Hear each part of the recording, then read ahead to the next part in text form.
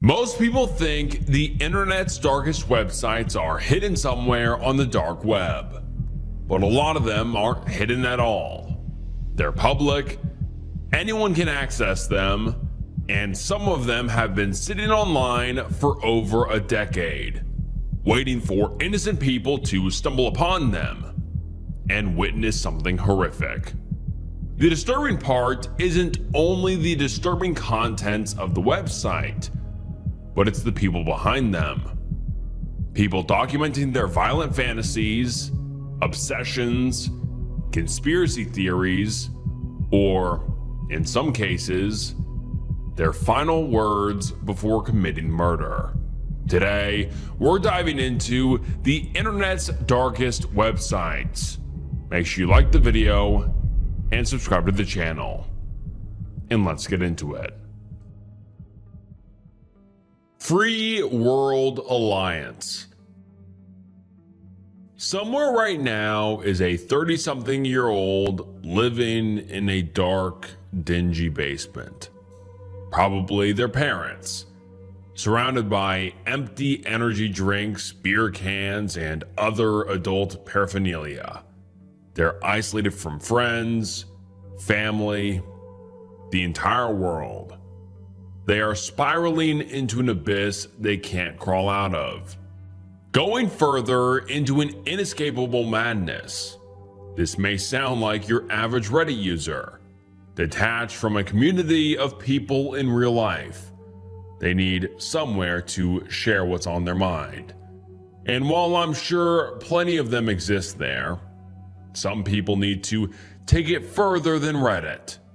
They just have too much to say, too many thoughts on their mind, and too many of them way more explicit than even Reddit can handle. Welcome to Free World Alliance. When first opening, it's like a tsunami of flashing colors that will either hypnotize you or give you a headache. It gave me the latter. In big, bright, bold letters, the words Free World Alliance cover almost the entire page, as well as a logo for whatever that is. It seems vague and doesn't give any impressions of anything wrong or creepy, but just a quick scroll down and whatever you thought Free World Alliance meant quickly disappears.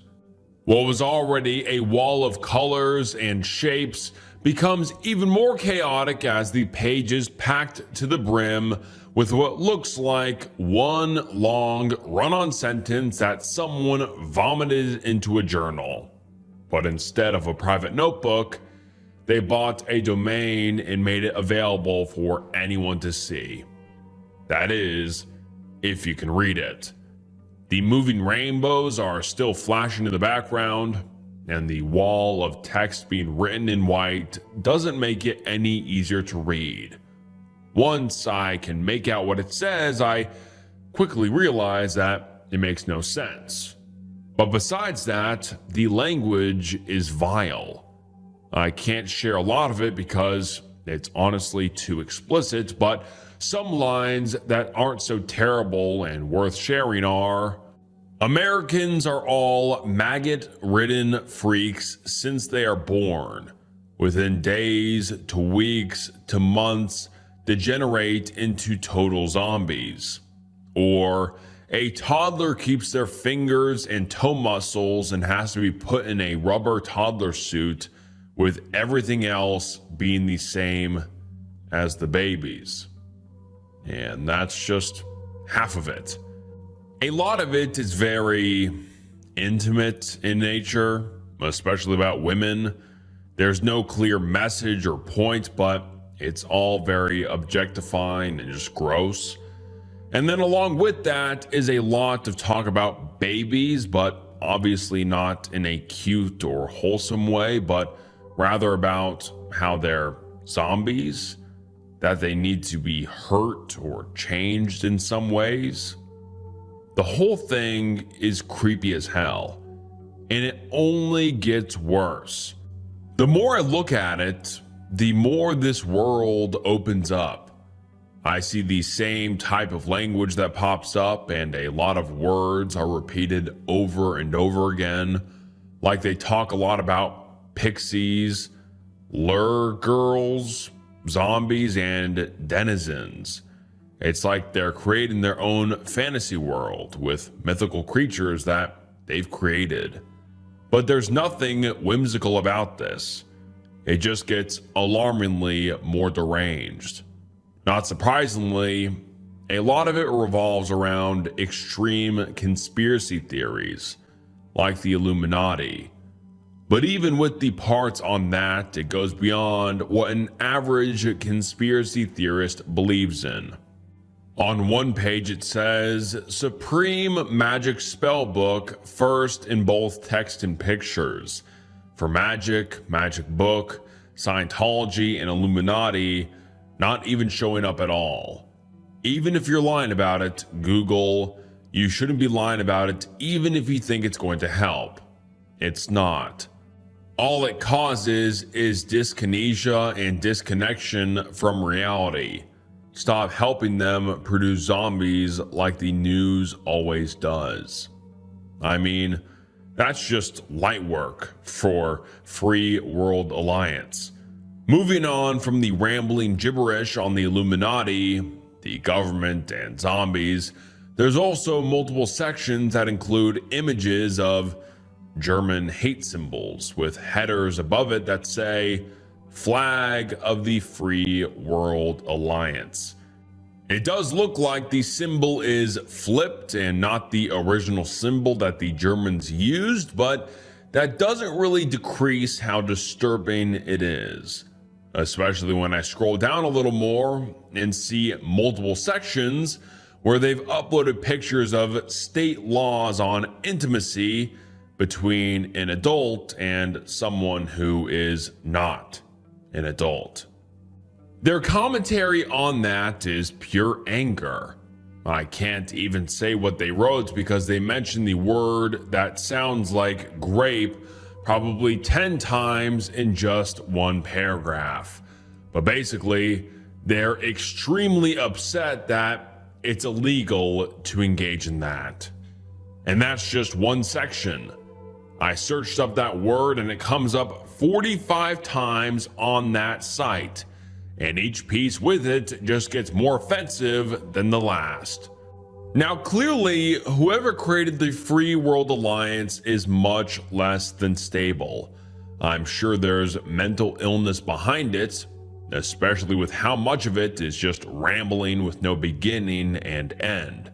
But how much of the disgusting and depraved language can be excused because of that?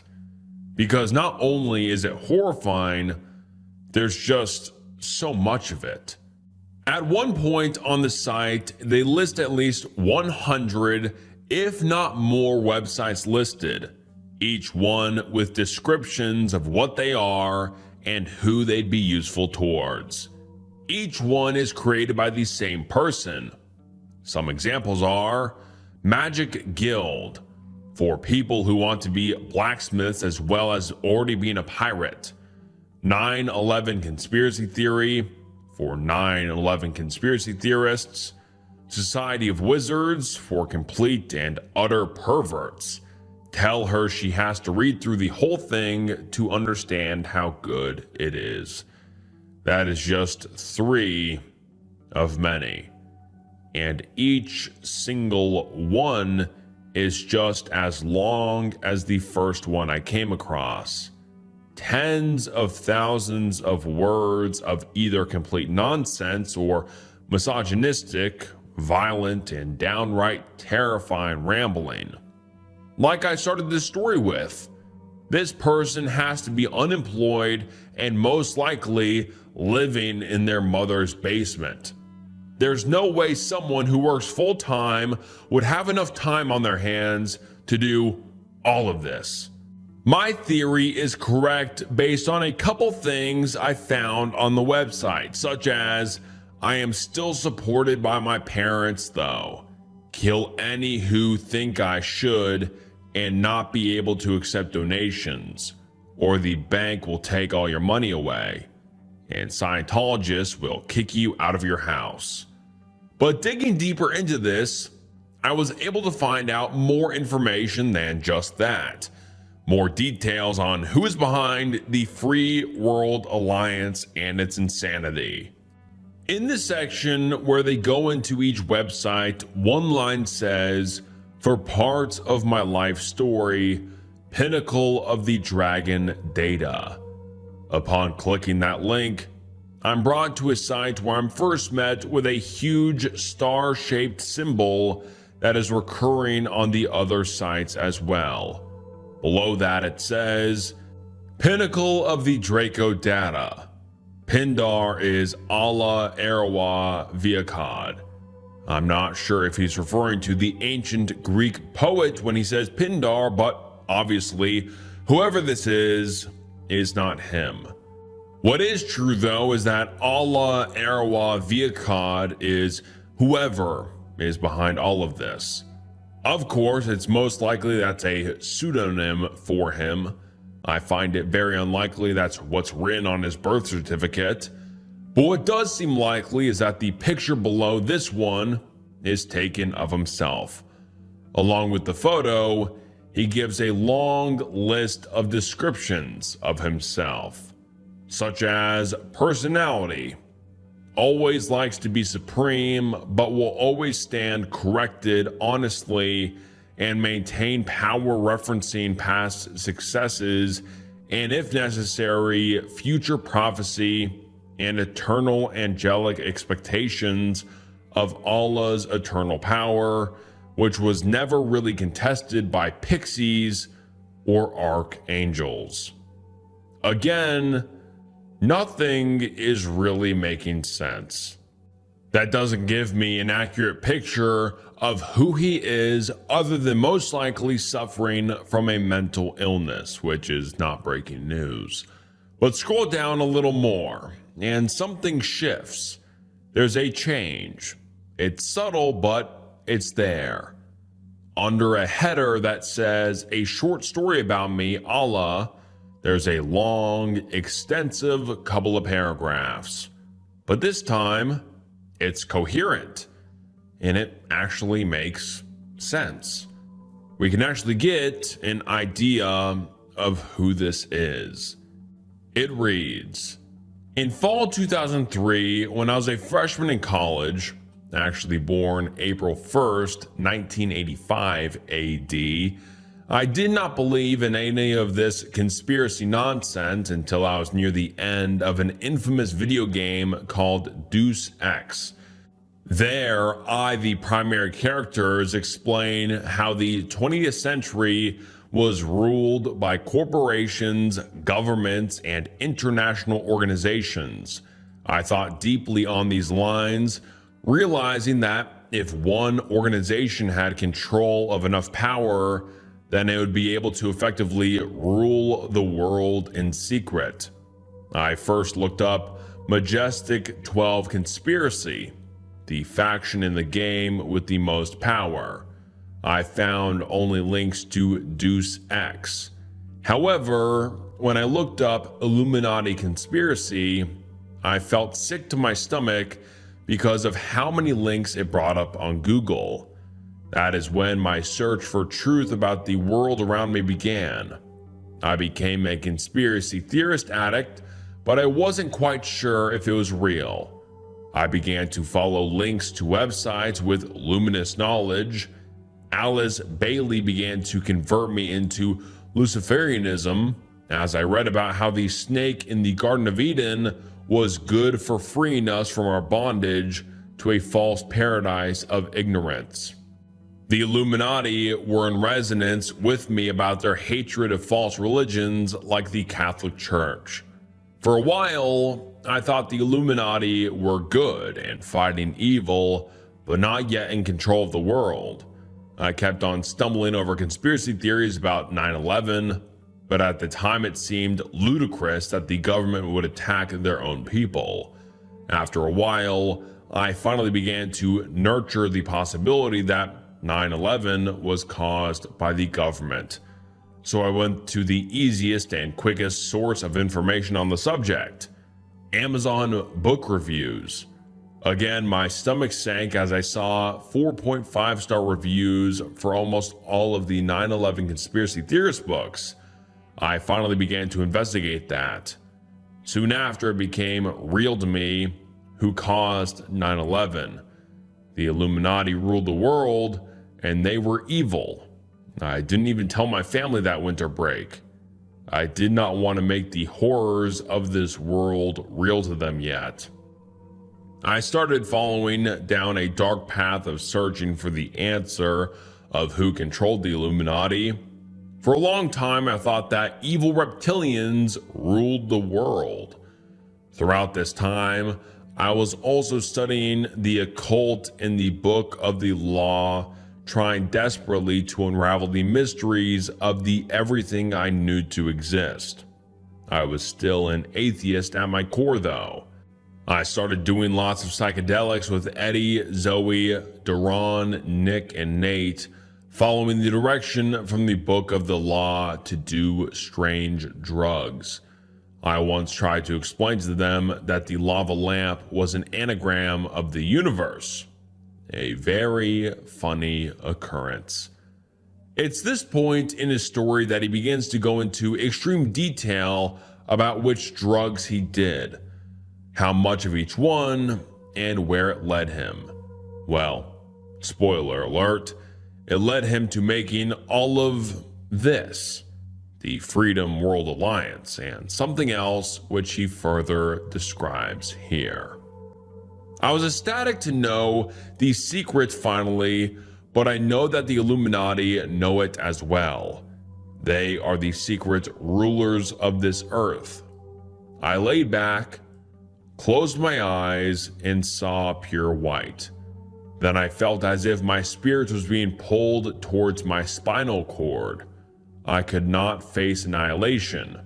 At that moment, I felt I had things that I needed to complete, like my movie script, so I sat up saying no, opened my eyes, and forced myself back into this world. I felt a sense of horror as I realized that I just denied myself perfect omniscience instead of being in an animal like a lowly angel. After a couple hours, I came down a little and wanted to get up again, so I took a whole bunch of DPT. I laid back and saw matrixy symbols pass from the right to the left before my eyes. Each symbol had a definite meaning, but it was completely analog. It existed in a field of symbols that formed the alien supreme computer that was sustaining this universe. They were all possible shapes and colors. These symbols passed for a couple of hours. As my trip wore off, I began to forget the details of the Matrix, but I still retained the fact that we are living in an alien hive. Since then, I have been refining my own proof to match the one they revealed to me. Here it is, Supreme Matrix Theory Abstract. He then links a whole other website for that theory, and as you guessed, it is all completely insane. But those parts, they seemed kind of lucid, which very quickly comes to an abrupt end when the next section begins with Harry Potter or Barely Sober. 'Cause I'm so smart, betrayers take 3 years to figure out how to press buttons on their UC to produce what I thought should be nanites replicated everywhere back in 2009 to fix global warming. Obviously, it's no surprise that this person is in this mental state, considering he did take a massive amount of drugs and is most likely battling some sort of mental illness on top of that. But it is scary to consider how that headspace could put him in a position where he acts on these dangerous and impulsive thoughts, and at times, the violent feelings, because he clearly has desires to behave in ways that are just disgusting. Not only the section mentioned earlier on his frustration towards laws that are there to protect people that are under the age of 18, but there's one website I came across that looks different from the rest. Lair Girls. At first, it doesn't seem that crazy. It actually looks much more normal than what we've seen so far. It's a huge list of links to random images, at least at first glance. But the more I click through these, and by the way, there is thousands of these, the more concerned I get. The common denominator among all of them is that it's 99% photos of women, sometimes normal pictures, and sometimes more explicit. Many are of adult women though, and it's not totally odd to be an adult man looking at adult content of women, so that's not totally out of the ordinary, but it doesn't stop there. There's multiple photos that, although they aren't explicit or outwardly gross, they're incredibly sketchy and leave a very unsettling feeling in the pit of my stomach. Like the multiple photos of children in kids' Halloween costumes, or the edit of a young Jeanette McCurdy, where he or someone else edited a photo of her so it looks more explicit. A photo of her as a teenager. All of this plus the content that's in the hundreds of websites he's created do not look good. In fact, it looks horrific. On one Reddit comment about the web ring, a user comments, "Just your ordinary internet mental illness." But is it really so ordinary? Mental illness may be something many people struggle with, and there may be other people that form their thoughts in ways that are equally as incoherent, but this goes beyond that.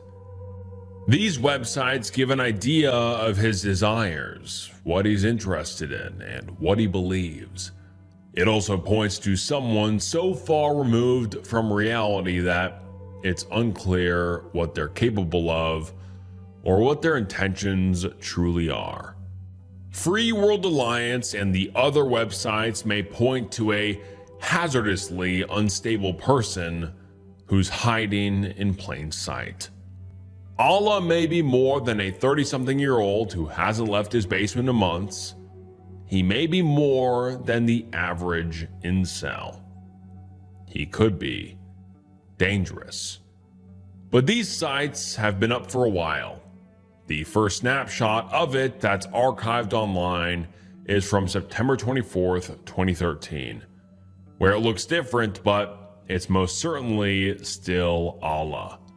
Over 10 years of uploading every thought, no matter how disturbing, obscene, or concerning it might be. So far, it doesn't seem like any of it has left the safety of the internet.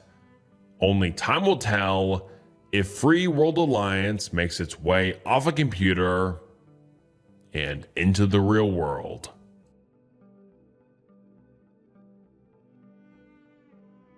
Texas Department of Criminal Justice.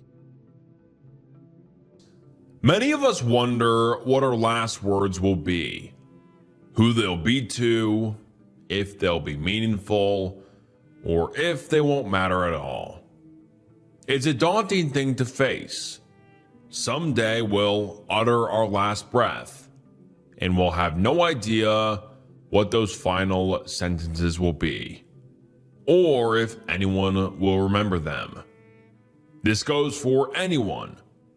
We're all alike in that way. Well, almost everyone.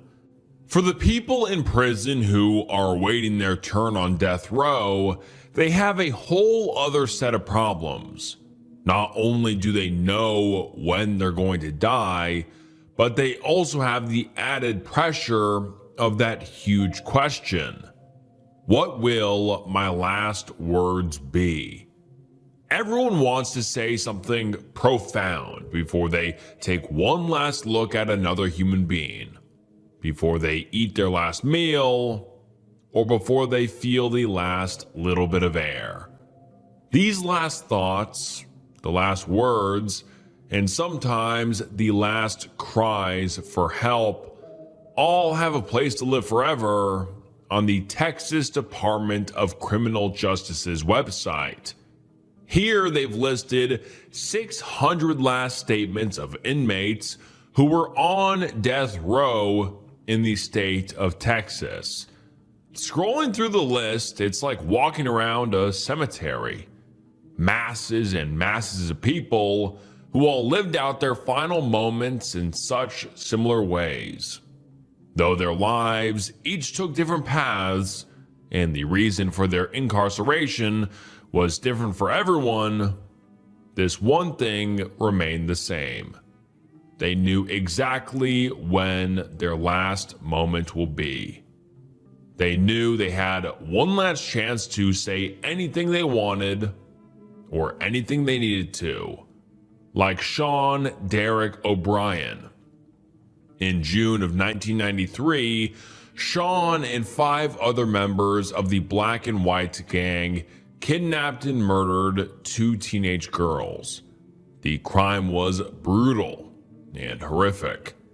These 2 girls, Jennifer Ertman and Elizabeth Penna, were only 15 and 16 years old when they were attacked in such gruesome ways. It's understandable that the family's victims were enraged and inconsolable. Their precious babies had been ripped away from them. Both girls' fathers had this to say about Sean, his friends, and their upcoming sentence. I hope the son of a bitch rots in hell. He deserves it.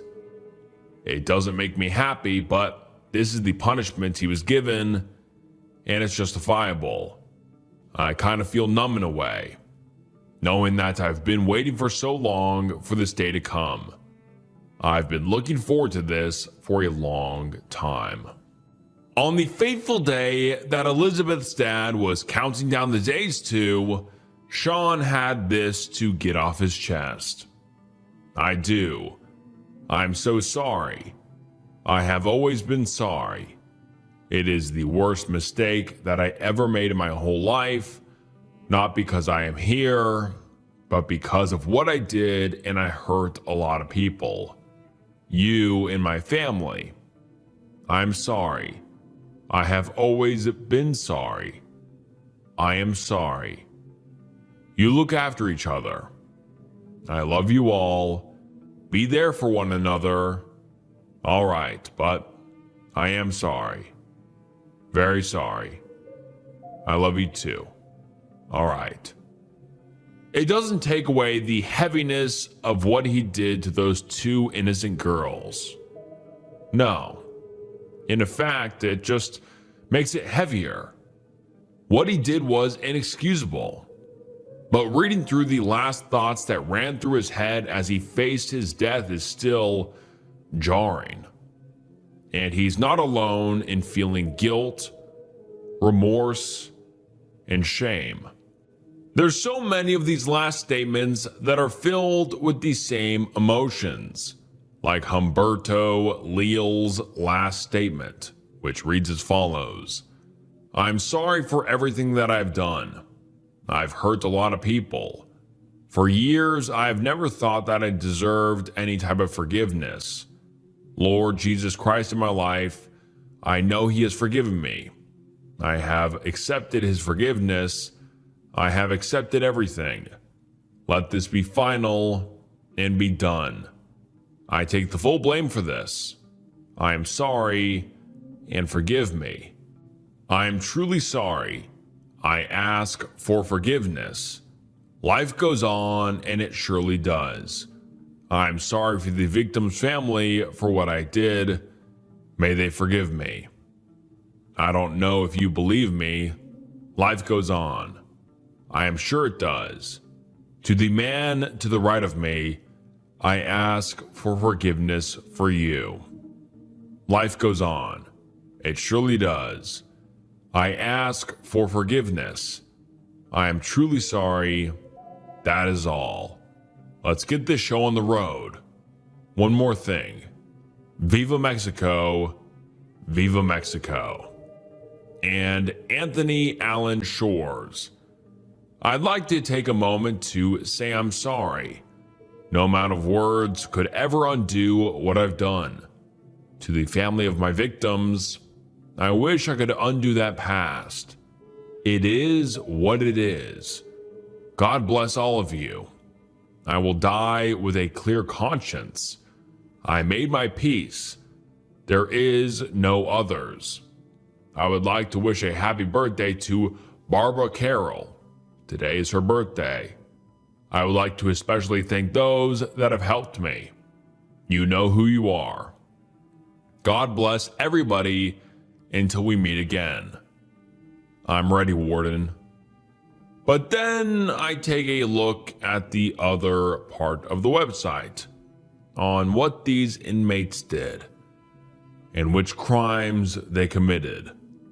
Humberto Leal was convicted on May 21st, 1994 of the abduction and murder of a 16-year-old girl in San Antonio. Not only did he kidnap and assault this poor girl, but the details are sickening. Humberto used a piece of lumber and a 35-pound chunk of asphalt to hurt her in ways that are just beyond gruesome. Now for Anthony Allen Shore, his case is no better. In some ways, it's even worse. On September 26, 1986, Anthony kidnapped a 15-year-old girl named Lori Tremblay, who was walking home from school when she was taken. He attempted to assault her and then followed that with strangulation until she sadly passed away. If that doesn't sound brutal enough, Anthony continued to basically do the same thing to 4 other girls, one of them being just 9 years old, all with strangulation. In fact, after Laura, he began to use a tourniquet with either a toothbrush or bamboo stick to tighten it.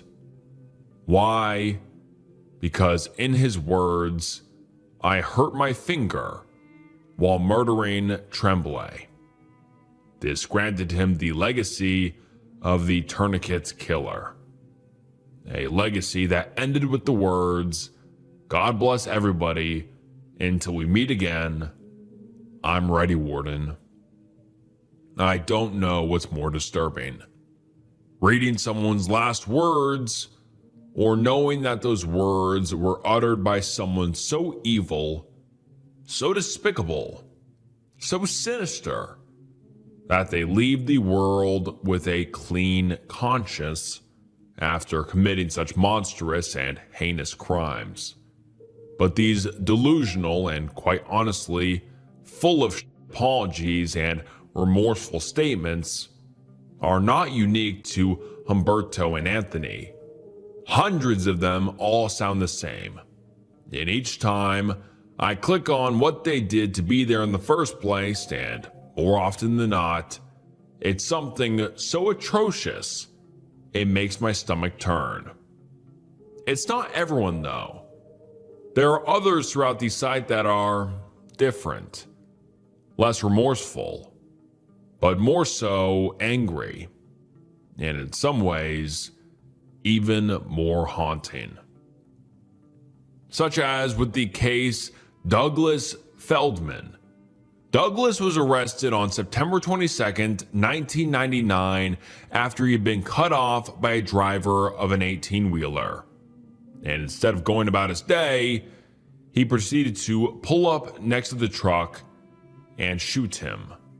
46 minutes passed after that incident, and Douglas had yet to calm down.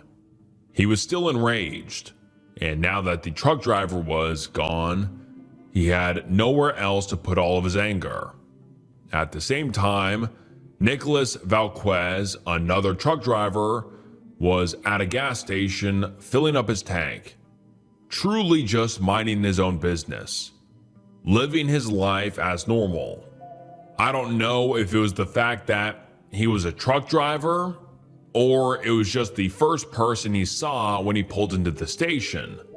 But Douglas decided in his blinding rage that he was to shoot Nicholas as well. Clearly, Douglas is unwell, because all of this wasn't just a spur-of-the-moment thing he did, caused by such an immense road rage that he couldn't contain himself. This was who Douglas was. After the fact, he wrote 81 letters to a former girlfriend, and in one of them he says, "It feels wonderful to cause their death and to watch their pain. God forbid I ever had my finger on the button to launch a nuclear explosive device, because I guarantee that I would wipe as many of these bastards off the face of the planet as I'm able."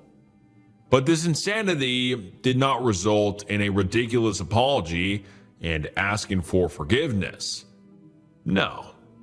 Douglas leaned further into his craziness when asked to give a last statement.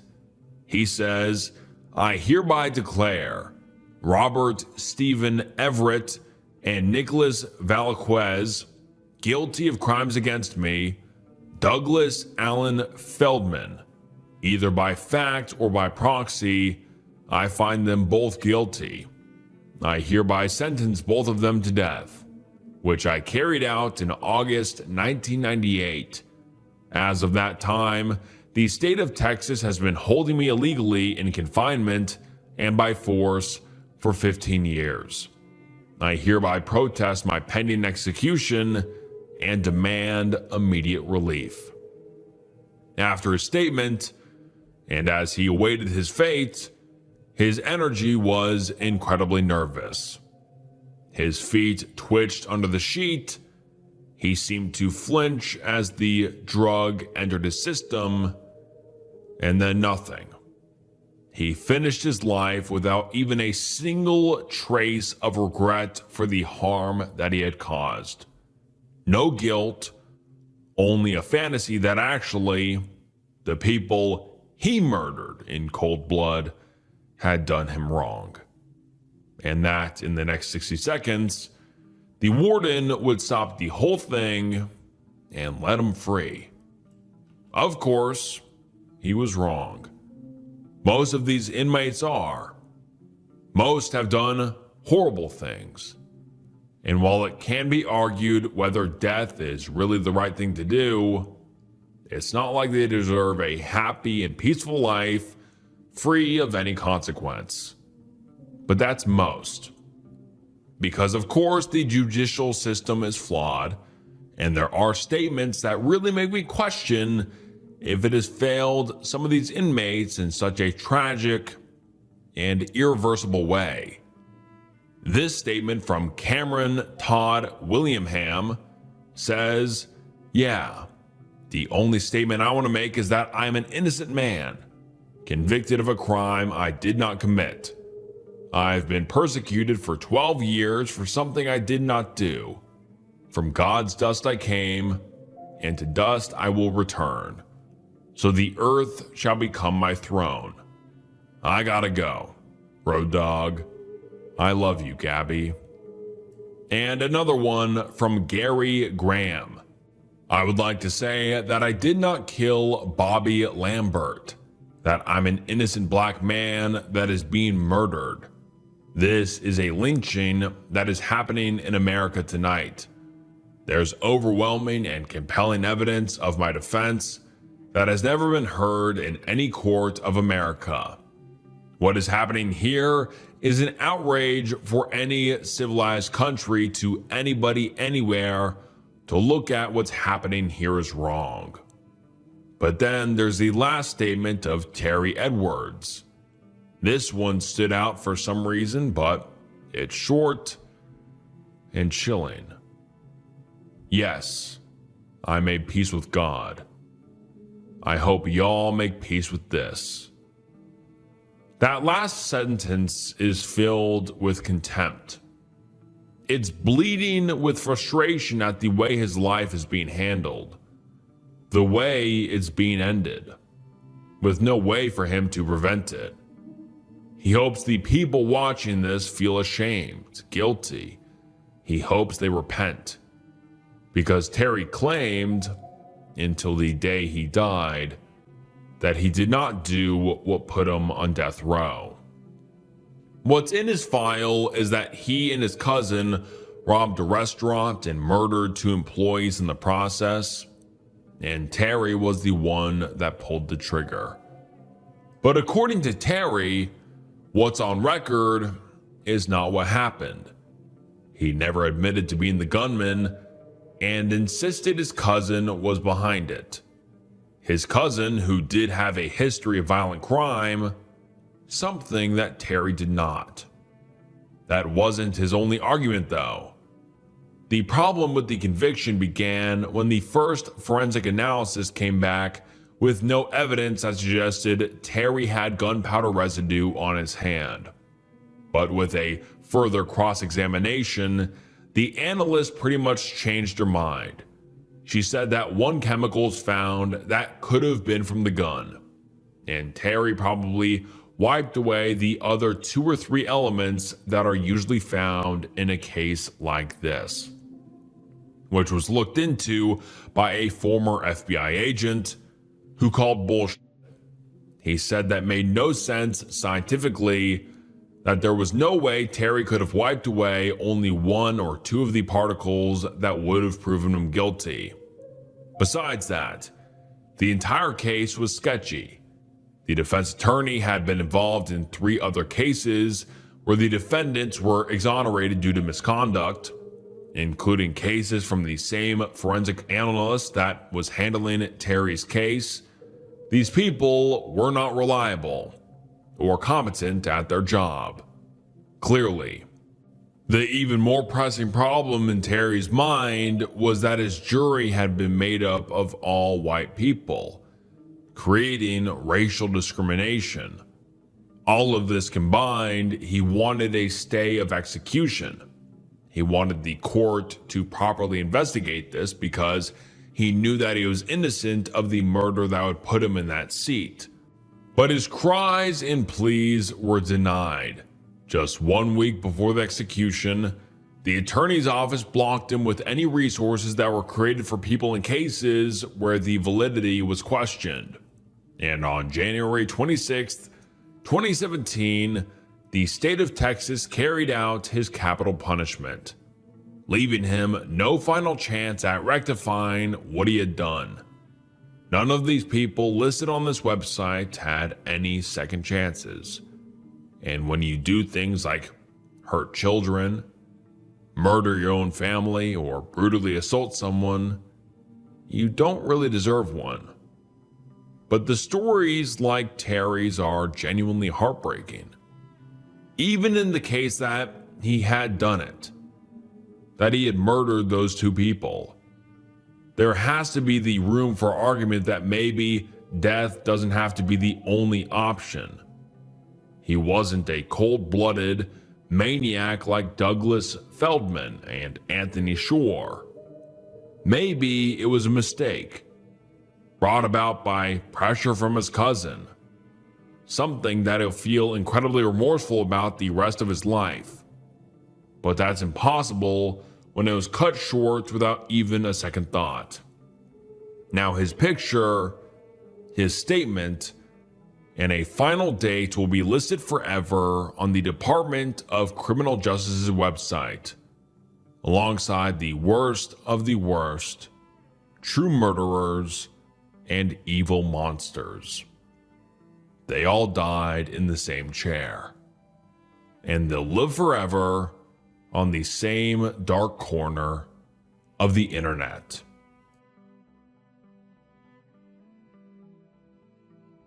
And alright guys, that wraps up the internet's darkest websites. Let me know what you thought about this video down below. Did you enjoy it? Did you find it interesting? And what would you like to see in the future? Would you like to see another video like this in the future? If so, please comment down below. I appreciate all of the comments, criticism, feedback, everything. It really does mean the world. And make sure you like the video and subscribe to the channel The channel subscriber goal is 1 million subscribers, so please subscribe. And yeah, thank you guys so much for watching. It means the world. And this was Snook, and I'll see you next time. Bye. Hey, what's up guys, and welcome back to the channel. And today's confession threads video will be a bit different than usual. Remember a few months back I had that viewer submitted confession series where you guys would tell me your deepest and darkest secrets? Well, I'm bringing that back with a slight twist. Now it'll be a mix of Reddit confession threads and viewer confession threads, just so there's a good mix of confessions, and these confessions are just wild. They are disturbing and scary and just honestly deeply unsettling. And I'll be sure to give you guys feedback when you need it. And if you have a confession you would like to have read in a future video, please send it to the email on screen now. Thank you. And make sure to like the video and subscribe to the channel and comment down below if you'd like to see this series continued. And now let's get into some terrifying confession threads. Snook, please keep me anonymous. Forgive me for the long confession. I don't ask for forgiveness. I'm not justifying my actions. I don't wish for sympathy. I understand if you do not believe my confession, and I don't blame you. I wouldn't believe it either if it didn't happen to me. I'm 32 years old. English isn't my first language, but I've lived with it long enough that it doesn't get in the way anymore. I'm writing this from memory, and memory is messy. Some things are clear, some things come out in pieces. I'm not asking to be understood. I just need this out of my head. This happened in 2010 in a small town outside the city of Durango. Not rural enough to disappear completely, not big enough to matter. The kind of place where everyone knows who you are, but nobody knows what you're really doing. My mother raised me and my little sister alone. She was 4 years old at the time. I was barely a teenager, old enough to understand money, young enough to believe hard work fixed everything. My father wasn't around, and I don't know when he left or why. My mother didn't talk about him. She worked as a maid for families who lived better than we did, cleaning houses that were quiet, organized, and nothing like ours. She would take me with her sometimes, leaving my sister with our neighbor. Eventually, it became my first job. I helped carry things, cleaned patios, washed cars, did whatever I was told. I didn't complain. I didn't ask questions. I learned early that silence kept you fed. One of the clients noticed that. He liked that I didn't talk. He said it more than once. He'd laugh and say I had the right mentality, that I understood how the world worked. I didn't know then what he really did for a living. I knew enough to know I shouldn't ask. After a while, he offered me another kind of work. He didn't call it anything dangerous. He just said he needed someone to watch, to stand around, observe, and tell him if anyone unfamiliar came into the area. Rival groups. He didn't use words like cartel at first. He offered to pay me more than my mother earned in a week, and I said yes. That was my first step into it. I didn't feel like I chose it. It felt like something that was already happening, and I just didn't step out of the way. I became what they call a halcón. I stood on corners, near stores, beside main streets. I watched cars, faces, movements. I memorized things without writing them down. I would report back to him every night. Months passed and nothing ever changed, but I still got paid. My mom knew, but not enough to point out. My sister still laughed, and my mom still came back tired and smelling like cleaning chemicals. Then the same man offered me more work, deliveries, drop a bag off and bring back a stack of cash. No talking, no delays. I wasn't stupid. I knew what was in the bag. But I have come to learn that knowing and asking are different things. Asking gets you killed. Doing gets you paid. The money helped. We ate better. My sister had shoes that fit. My mother stopped crying at night, at least where I could hear it. The man started showing up more, not just at the house, but on the street near where I waited. I shrugged it off as a coincidence. I realized now that I had already been recruited. I just hadn't been told yet. The first few deliveries were simple.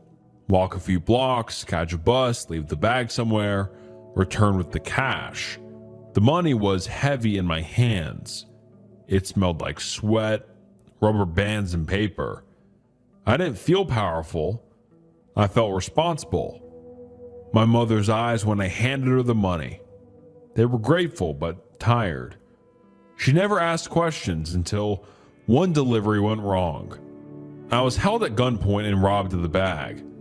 I didn't fight. I froze. I went back empty-handed. I expected to die that night. Instead, I was handed a gun. I'd held guns before. Everyone had, but this was different. This one came with expectations and responsibility. I was told it wouldn't happen again, and I believed them. Life went on. I tried to forget it. I almost did. Then one day, with no warning, I was told I had a job to do the next day. Not watching, not caring, killing. They needed someone who didn't stand out. Someone young, somebody nobody would notice. For the first time, I said no. The man who hired me got angry. Not loud, but calm. I found that worse in a weird way. He told me if I didn't do it, I would disappear. Not arrested, not fired, gone. I didn't sleep that night. I kept thinking about my sister, about my mother coming home and not finding me. I told myself it was my life or a stranger's life, and mine mattered more. That's the truth. I won't pretend otherwise. The next day I waited. I had never fired a gun before. I was shaking so badly I could hear it in my head. When the man came into view, I panicked. I pulled the trigger and missed. The bullet went past his head. The sound alone sent him running. I stood there like an idiot, knowing what would happen next. I searched for him until my legs hurt and the sun started drooping. I didn't find him. I went home to find my sister alone. My mother wasn't there. At first, I told myself she was late. Then I told myself she'd stayed overnight. By the next day, I knew. The same man who hired me had killed her while she was cleaning his house. I wasn't there. I didn't see it. I only understood when she never came back. My sister kept asking for her, crying, pulling at my shirt. I told her our mother went to the United States for a better job. I said it without thinking. She believed me. That lie haunts me to this day. I used what money I had left to leave town. I bought a car that barely ran with rust everywhere. I told my sister I found work somewhere else. I told myself I was saving her and I believed it. I left her in a daycare while I looked for someone to get us across the border. I found a coyote, paid him. We were supposed to leave the next day. When I came back, the daycare told me her father had picked her up. I didn't even understand the words at first. I demanded details. They didn't have any. A man, average height, busy day, too many kids. I never saw her again. I stayed 3 days. No sleep, asking strangers, asking places I shouldn't have, nothing. On the third night, I stopped trying. I tried to commit S-word by hurting myself with a rope and a tree outside town. The rope snapped. I fell hard and laughed like a crazy person. Then I screamed at God until my throat burned. I didn't want to die before that night. After that night, I didn't want to live, but I was desperate for an exit, for salvation. I worked small jobs, helping the elderly with demanding chores, fixing up lawns, helping street vendors sell goods, all while keeping my head down to not draw any past attention again. An old woman took pity on me. She said I worked hard. I lied to her, told her I was a runaway from an abusive household. Not the best thing to do, but survival doesn't leave room for honesty. She let me stay at her house. That same night, I stole from her. I'm not proud of that, but I won't lie about it. I paid another coyote, crossed the Rio Bravo, almost drowned, made it across, ran from canines, hid from lights, ended up in the back of a truck that took me deeper into Texas where I now live. I got a job at a construction site. At 24, I got a work permit. No green card, no family. I've tried to remain alive since then, but I don't know if that's the same thing as living. I don't expect forgiveness. I'm writing it because it's been 12 years and it still wakes me up some nights. And I'm tired of being the only one who knows. That was my confession. And then the emailer leaves a PS saying, P.S. If you're young and hearing this and are thinking of any part of this sounds powerful or exciting or like a shortcut out of poverty, listen to me carefully. There is nothing brave about this. There's nothing loyal about it. Nobody protects you. Nobody remembers you. You are not a brother, not a soldier, not important. You are a tool. And tools get replaced when they break. It doesn't start with blood. That's a lie. It starts with watching the corner, carrying the bag, staying quiet. You tell yourself you're not hurting anyone. You tell yourself it's temporary. You tell yourself you're doing it for your family. Then one day you're standing there somewhere you never imagined, holding something you can't put down anymore. And every option in front of you is wrong. People talk about money like it fixes things.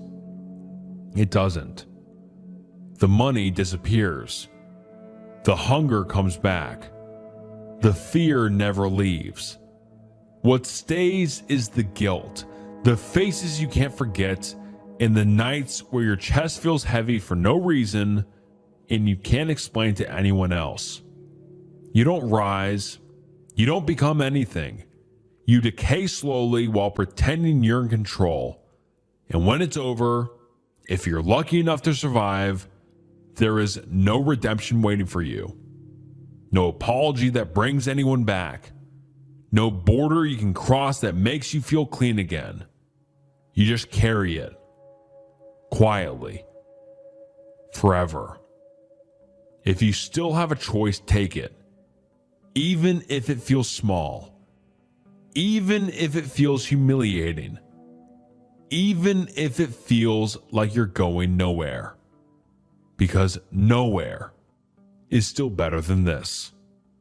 And just wow. This was truly one of the most intense confessions I have ever read in my entire career of reading confessions, period. On Reddit or viewer submitted. This just has a level of intensity I have never felt before reading a confession, if that makes sense. And I don't even know what to say. I truly don't have any words for this. It just was so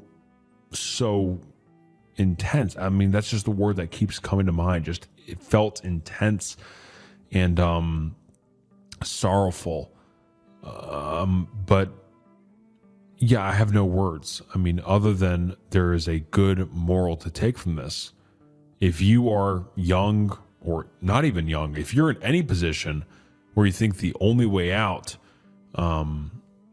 is through dealing or doing some other sort of illegal activity, it's not good. It's better to just keep doing nothing than doing that, because doing nothing is better than this, like the OP said at the end, or the emailer said at the end.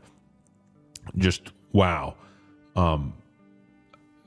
I just don't have any words. This just took the words out of my mouth, and I don't know what to say. But please, everyone watching, comment down below what you think about this, because I'm very interested to hear your thoughts on this. And thank you to the viewer who submitted this confession. Redditor loses over $800,000 gambling and hides it from his family. And the first post is, I lost $100,000 in 4 weeks. I need advice. I'm 36 years old and not in debt other than a mortgage. I have a 8-month-old daughter and I'm scared to death. I've been gambling somewhat randomly since college. I'm well over $300,000 now in losses, most of which was my money, and now $100,000 just in the last 4 weeks. And every time I went back, it was to recover from the day before, but the numbers kept adding up. My wife doesn't know a thing. The money is mine, $100,000 gifted by my dad, who is completely against even wasting $1 and who put his trust in me to use it wisely for family, success, or paying down my mortgage. I'm a terrible son. I feel shame and regret to even look him in the eye, knowing what I've done in a matter of weeks. It took many years for him to make. I still feel I need to go back to get it back. My wife doesn't know yet. Keyword. It'll be a very ugly convo when she finds out. Maybe even walk out on me. Who knows? That kind of money isn't easy to hide, right? I feel depressed, broken, failure. I just want this $100,000 back. It's just too much to lose. A $10,000 loss turns to $15,000, and then $7,500, and just downhill from there. I lost all $22,500 and kept going back, losing $10,000 to $15,000 per day at times. What should I do? Talk to my wife? She will lose it. And if my dad finds out, I'm afraid he won't be able to take it, and I'll be the reason for what happens to him. I'm such a bad son. And then the OP makes another post about a month later saying, rock bottom, painful truth, and unsure what the future holds. He says, hey guys, 36 male, and I've posted quite a bit, so in response to my first post, I say this. Listen to every word people say here. Something took over me. I can't explain it because I don't know myself what the fuck happened. Losing money is evil. It will make you do things out of control. The fight to recover losses kept turning into a losing battle over and over again, so here I am, rock bottom. In just 2 months, I've lost everything in my bank account, $170,000, and also took out $10,000 from credit card and another $10,000 from personal line of credits, so I'm officially in a gambling debt of $20,000. Now that's a total of $190,000, and it's a harsh reality. What does it feel like? Butterflies in your stomach, the earth just slipped from under your feet and you feel light, but there's weight pushing you down. Disbelief because the gambling mind cannot accept what happened, but then reality kicks in because the bank is proof. Shame, disgust, S-word thoughts, frown but pretending to smile. Wife doesn't know yet of my situation, so I'm lying to my partner. Always a bad thing. 9-month-old daughter whom I now feel like I've ruined a comfortable life for alongside my wife. I first posted at a $100,000 loss. Everyone said stop, stay clean, tell the truth. It doesn't get better. I continued to go back over and over again because I could not accept it. Bottom line, accept it now, or you're going to be where I am. Now over $500,000 in losses, out of which $190,000 is very recent. This is the end reality. It feels a lot worse than when you win a single bet. And that's not the last post. There's a lot of posts after this, but I mean, this is just so terrifying to me. Just the addiction of gambling. Gambling is just such a trap. And I mean, I hope a lot of you guys know this, but I mean, it's just not worth even doing once. It's like any other drug. It's like, would you try H once? Would you try crystal once? Probably not. But people are so casual about gambling. They're like, oh, it's fine. Just put $5 on the game. That $5 turns to 10. That 10 turns to 20. The 20 turns to 100. And then soon enough, you're losing thousands of dollars. And you think you can win it back. You think you can win it back. And this is just obvious gambling addiction. But it just can start so casually and then spiral into something like this. And this might not be like the conventional terrifying confession where someone confessed they killed somebody, but this is just the confession of someone ruining their life because they just ruined his daughter's life and his wife's life. I mean, imagine knowing or not knowing your partner is losing all of his money that takes care of you and your kid. That is beyond terrifying to me. But anyways, let's move on to his next post, titled Struggling to Forget and Complete Wreck, posted about 10 days later. And the post reads as follows. Update from previous posts. Life feels very depressing. Love playing with my daughter, and every time I look at her, the thought crosses my mind. Why did I blow my money at the casino where I should have used it for a future? College, car, real estate, necessities, and the list goes on. Have not told the wife yet, nor has she poked into the bank account that would show nothing but withdrawals in the thousands for the last 2.5 months. Losing strength. Stress is killing me because I picked up debt to gamble and lost everything.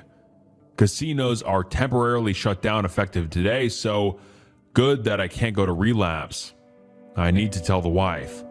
Don't have the courage because I can't explain how I didn't learn a lesson, but ended up losing $200,000. I don't know if she'll understand, and I'm also afraid of the shame this brings once everyone in the family finds out. Killed my self-esteem. I'm a wreck and stressed to no end. To those reading this, stay strong. Let's get rid of this horrible demon. And something I forgot to say about before the last post, like he also took his dad's money and used it.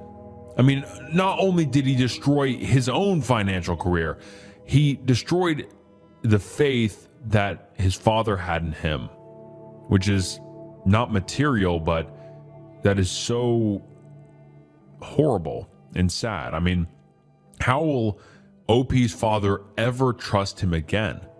He gave him $100,000 to take care of his family with, and he wasted it gambling. God, just so sad. His next post was titled, Day 1 Starts, $275,000 Lost, posted about 2 months later. And the post reads as follows. Game over. I kept going back to recover big losses, and now I'm sitting here after literally 4 months exact. $200,000 missing. $75,000 of debt between credit cards and line of credit. Barely any money left except to survive. I have a family. Who doesn't know of this? Many of you know my story on here. I haven't told significant other, and she's on a trip with the young one. I thought I could take the opportunity to go back to the casino to recover, but that didn't happen. Instead, I found myself pulling money from creditors to gamble, but just lost it all. I know my performance at work has been affected. I am a completely different person physically in the mirror. The stress has taken that smile and brightness. Fuck gambling. I am sick and I'm going to get better.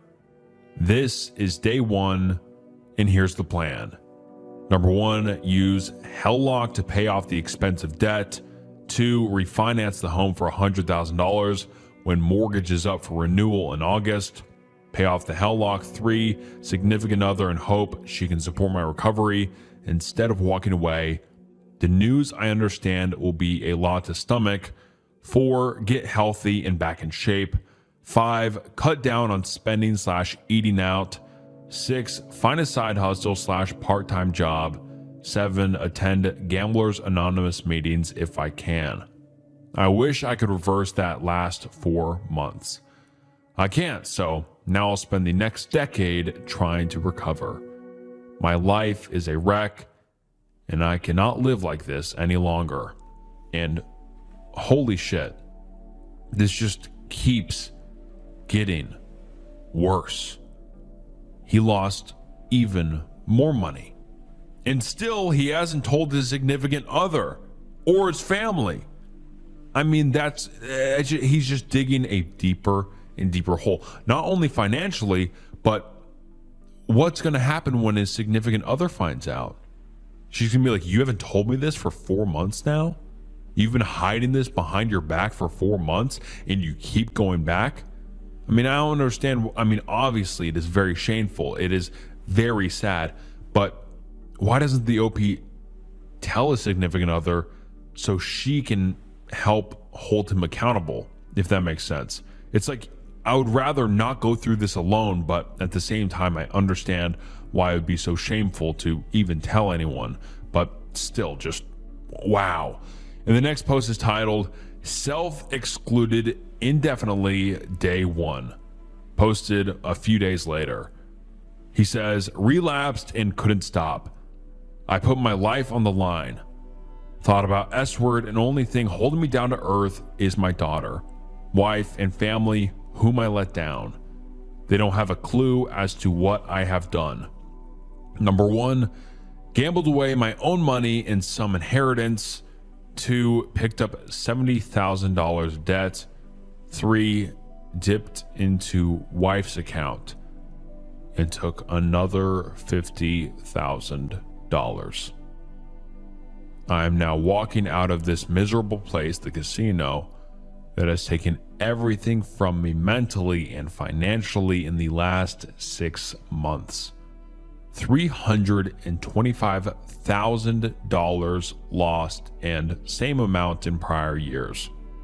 I am $600,000 plus in losses, and there's only one way to stop. I have it in my hand, a win today. Willpower, backed up by self-exclusion form banning indefinitely. Now the truth must be told to my wife, and I need to protect my family from me. I don't know if I will have a family should my wife not be supportive, but at least I've done what I never thought I would do. Stop gambling, guys. Nobody wins. This industry will take you to your grave a lot faster than God. And oh my God, $600,000 in debt. Jesus Christ. That is just, I mean, obviously, $100,000 is a lot of money. That is a ton of money. But $600,000 is just a different level. That is the level you'll have to be paying it off your entire life. Especially if that's on high credit interest. I mean, oh my God, this is just getting worse and worse. And the OP makes another post a few months later, and the post is titled, Told the wife, it's done. She now came out over phone because I was at work. Bawled out like crazy, said sorry, she's pissed and not responding to text now, giving her some space. If I go home, either she's there or gone, who knows. Work sucks right now, want to get out ASAP, but can't yet. will be a hectic night, maybe limited convo if there is one. I finally got this off my chest, and although nervous, I feel good because it was slowly killing me inside with depression and S-word thoughts. ODAAT, living with consequences of our actions, I suppose. And that's great, he told his wife, but I'm very interested to see how this goes. And he makes a post 2 days later saying, "Hey all, I wanted to give you all an update on my full disclosure for many of you who have seen my posts. Ultimate rock bottom is not money lost. It's trust." That's what I said earlier. For those of you that are single, you still lose trust. My wife, who I don't blame, has opened up to her family and to mine. I feel humiliated, regretful, wish this has never happened, but I also think it's for the betterment and recovery. Time will heal, but the healing has to start. For those who have yet to share with family about your problems, do so. It's hard at first. Stress level rises 10,000 times in the moment, but in the end, it is what it is. Consequences of actions. I chose to be a better person. I finally got rid of this problem and all others that cause pain to loved ones. The years of respect I earned, lost. I feel terrible, but I deserve this. Going to move on now and put the past behind me. News will spread like wildfire and humiliation will continue. In the end, it is what it is, as there's no rewinding time but change the future. Good luck. I'm proud to own my mistakes, and for me, that's a huge win. Weight of the world off my chest. Say no to gambling. Become a winner once and for all. And then the OP makes a post titled 135 Days Gambling Free. And the post reads as follows. Hey everyone, haven't posted here for a very long time. 135 days gambling free. Here's how I did it. Lost $300,000 in 6 months, went into serious regretfulness, depression, and insane amounts of stress, came to Jesus and banned myself from all land-based casinos. This was step 1 to freedom. Confessed everything to family. Step 2. Went to hell and back because of it. Lost respect, trust, love, held on to marriage, but it was brutal. Starting to gain back. Step 3. Luckily, work got very busy. Kept my mind occupied, which helped out a great deal. I cannot forgive myself. Losses and pain I've caused my loved ones bothers me all the time, but I don't think about wanting to ever go back to gambling again. Huge. Step 4. Self-realization. Good luck to no gambling. And just, that's great. I mean, that is just great. 135 days is huge. And that's great. He, was able to go that long without gambling and was able to start gaining back the trust and love that he so deeply lost, and understandably so. But then the post makes an update about 7 months later. And the title is, "Did it again, need desperate advice." So much for a ban. Urged to reinstate, and I did. I won $40,000 from $3,000. Put it all back, plus 30,000 gradual losses of 5 to 6K after putting back 20K the next day. $30,000 debt. No way to repay all the finances are handled by a significant other. What do I do? Last time was a family crisis. Now I have no choice but to turn to my parents again and say, bail me out like last time. The problem is, the last time I should have learned my lesson. I really don't know what to do. I can't tell anyone about this recent events or else I'm doomed and I will really hurt my loved ones. If this comes out, however it may, I'm definitely getting divorced. I got a wife and kid who I don't want to lose. I want to tell my parents that I had this loan from the last event that turned my whole life upside down, but I fear this will put them through hell and back, knowing how they can't trust me. I make good money, but can't use it now that partner controls the finances. Your thoughts? How should I handle this? And just, that is crushing. That is just so crushing how he went, it seems like 7 months, and he just went back. That is just so crushing. And then he makes another post saying, hit rock bottom again. It's over for me. Posted about a month later. And the post reads as follows. Hey all, please stop gambling.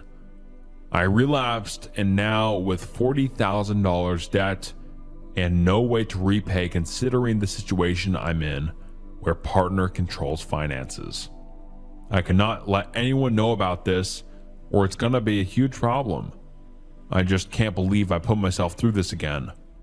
I don't even have money left from the last round of stupidity. No more access to loans and I've already borrowed from friends and family. Now I'm sitting with $500 in my account right now, with bills on the way. This shit sucks so bad, I just wish I could do something bad to himself. This financial stress is so bad. I need help, but don't know if my partner will be so supportive this time if they find out. And yeah, the OP got himself in deep shit again because he came clean with his significant other, his family, and they, lost trust, but supported him. And the second time around, obviously, is going to be a lot harder for them to support him. So yeah, he is in deep shit. And then the OP makes a post again 3 weeks later saying, anyone in relapse and tell their partner. And the post reads, struggling to find some courage to tell my spouse that I fucked up a second time and how miserable of a husband/father I am. Worked so hard to dump our money to a casino. I already got my ultimatum the last time after massive losses. Here I am again, reliving the past, except this time is all out debt only. My head is going to explode. I'm super stressed and I don't know what to do. Anyone tell their significant other of a relapse? And how did that go? And then it makes a post a few days later saying, if you're given a second chance, but you relapse and out yourself through the same shit again, is this a calling to get help? And the post reads, maybe some of you read my post. I'm in a devastating situation again and have no guts to share with anyone. I got a second chance, banned myself, year later, same boat, and now badly in debt. I keep thinking what got me to gambling. I work hard to earn the money, but money doesn't hold great value to me. Why? Well, I think I have an answer. Throughout my younger years, my pops never let me manage my finances. He always checked my accounts, always wanted to be the one to manage, always led me to believe what he got is mine one day. He's not rich, just normal. I never felt in control and I never learned to manage well because it was just money, but I see young people now so cautious of their finances. I'm not sure if what I'm thinking is wrong. I really don't want to blame my parents, but I wish if I had the freedom to manage my earnings and expenses in my younger years, I wouldn't chase easy money. And I mean, I don't see a correlation there, but who knows? I got a gambling problem, I admit it now. I need help, and I'm certainly devastated by the outcome. Debt upon my eyeballs. Earn good money, but people got bills to pay and need to survive, so irregardless, it's an unnecessary expense to have all these debt payments.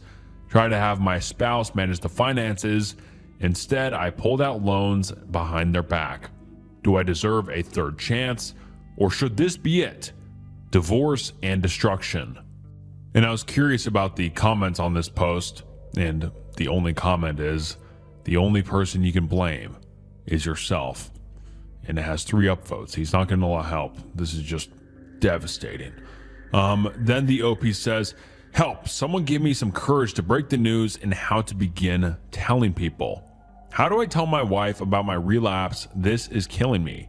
How do I tell her that I broke her trust again? Put us again in a bad situation. This is crazy. This shit ruins lives, man. Here I am, a grown-ass man, crying like a wussy. Have no control, no realization to my actions.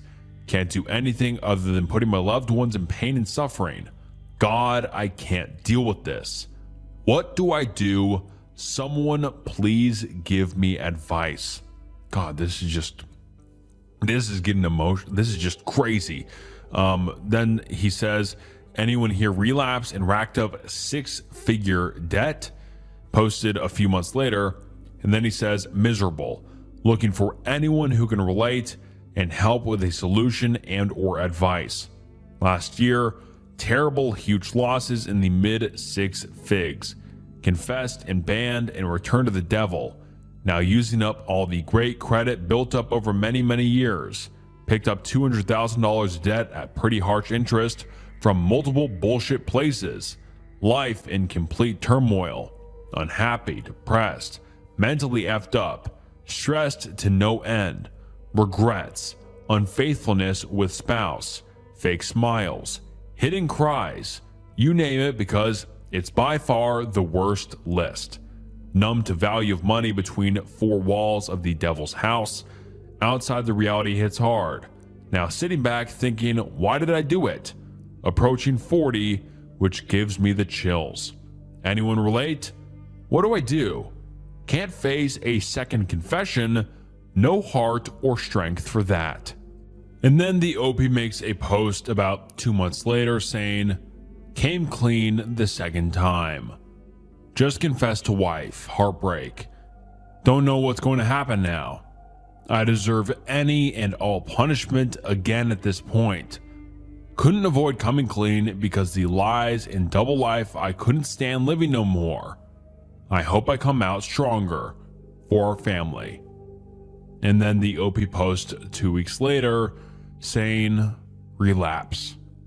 Today, for the second time, I feel so humiliated again because of my relapse. Had my family walk out the door, and I'm here all alone. More than money. I lost love, and I lost trust. Quit gambling, people. And then the OP makes a final update. About 2 months later, titled, Ruined Myself and Lost Everything. And the post reads as follows. Wife left with the kid. Debt in over my head. Completely destroyed myself financially because I'd have to sell my house to repay it. Once again, the house is won and we continue to think we can beat them. What I don't get is how I let this get to where it is without thinking of the consequences and to make it worse. I had ample time to dwell on repeat mistakes. What the hell is this rush? It's the worst fucking drug in the world. This one not only ruins you, but also your family. Mentally, I'm a wreck. I only wish I could make it out on top. Restart at 40. That's where I've ended up. And then the OP just keeps making small posts and updates. And I read at one point he lost $1 million lost in a 5-year span. Jesus Christ. $1 million lost. And he just keeps posting on how he's an addict and how he's alone and how his wife left him and he has nothing left anymore. And yeah, his final comment ever on his profile was, I can relate, but I'm not where you are yet. I truly wish I can think this way someday. Sooner than later, still processing the defeat. Leave 7 figures aside. Family gone. Home lost. Thanks for the post. Satisfied me knowing there's more to life than money. So it's pretty clear that the OP lost $1 million or up to $1 million in that time, lost his family, and then lost his home. This is truly one of the saddest spirals I have ever seen on Reddit. I've seen multiple kind of drug use spirals, but this is just a different level. I mean, he just lost hundreds, or literally, like he said, $1 million. $1 million to gambling. He lost his home. He lost his family. He lost fucking everything. And it's just so terrifying and sad and depressing. And this was just one hell of a saga, if you can even call it that. I mean, this was over a year or so, like, of consistent posts, and just, Jesus, guys. If any of you are watching with a gambling addiction, please reach out to Gamblers Anonymous. It will get better, but please just stop gambling. You will never beat the house, ever. I was a crystal addict at 13. And by crystal, I mean the drug. And let's get into it. Hey Snook, thanks for taking the time to read these confessions. I hope you're doing well. And I'm doing great, thank you so much for asking. And let's get into it. I apologize for this, as it may be a long read. Without getting into too much detail, I'd like to give some backstory. The day after my 11th birthday, my dad passed away. Being an extremely innocent kid, I didn't really understand the concept of death. I didn't understand my dad was forever gone until I saw my mom completely spiral. Immediately after news of his death, my mom threatened to harm us and then tried to commit S-word. She got sent away on a 5250, a 14-day psychiatric hold. Surprisingly, we weren't taken away. My brother took care of us until my mom came back. And 6 months later, we moved to Las Vegas. In Vegas, she dated her ex-abusive husband, who is the father of my 2 eldest siblings. My other brother and I are the children of the one who passed. My mother immediately became addicted to crystal and other various drugs, and he was a drug dealer. I was homeschooling for 6th grade at the time. But my mom didn't help me at all, and I didn't know how to turn in assignments, so I failed.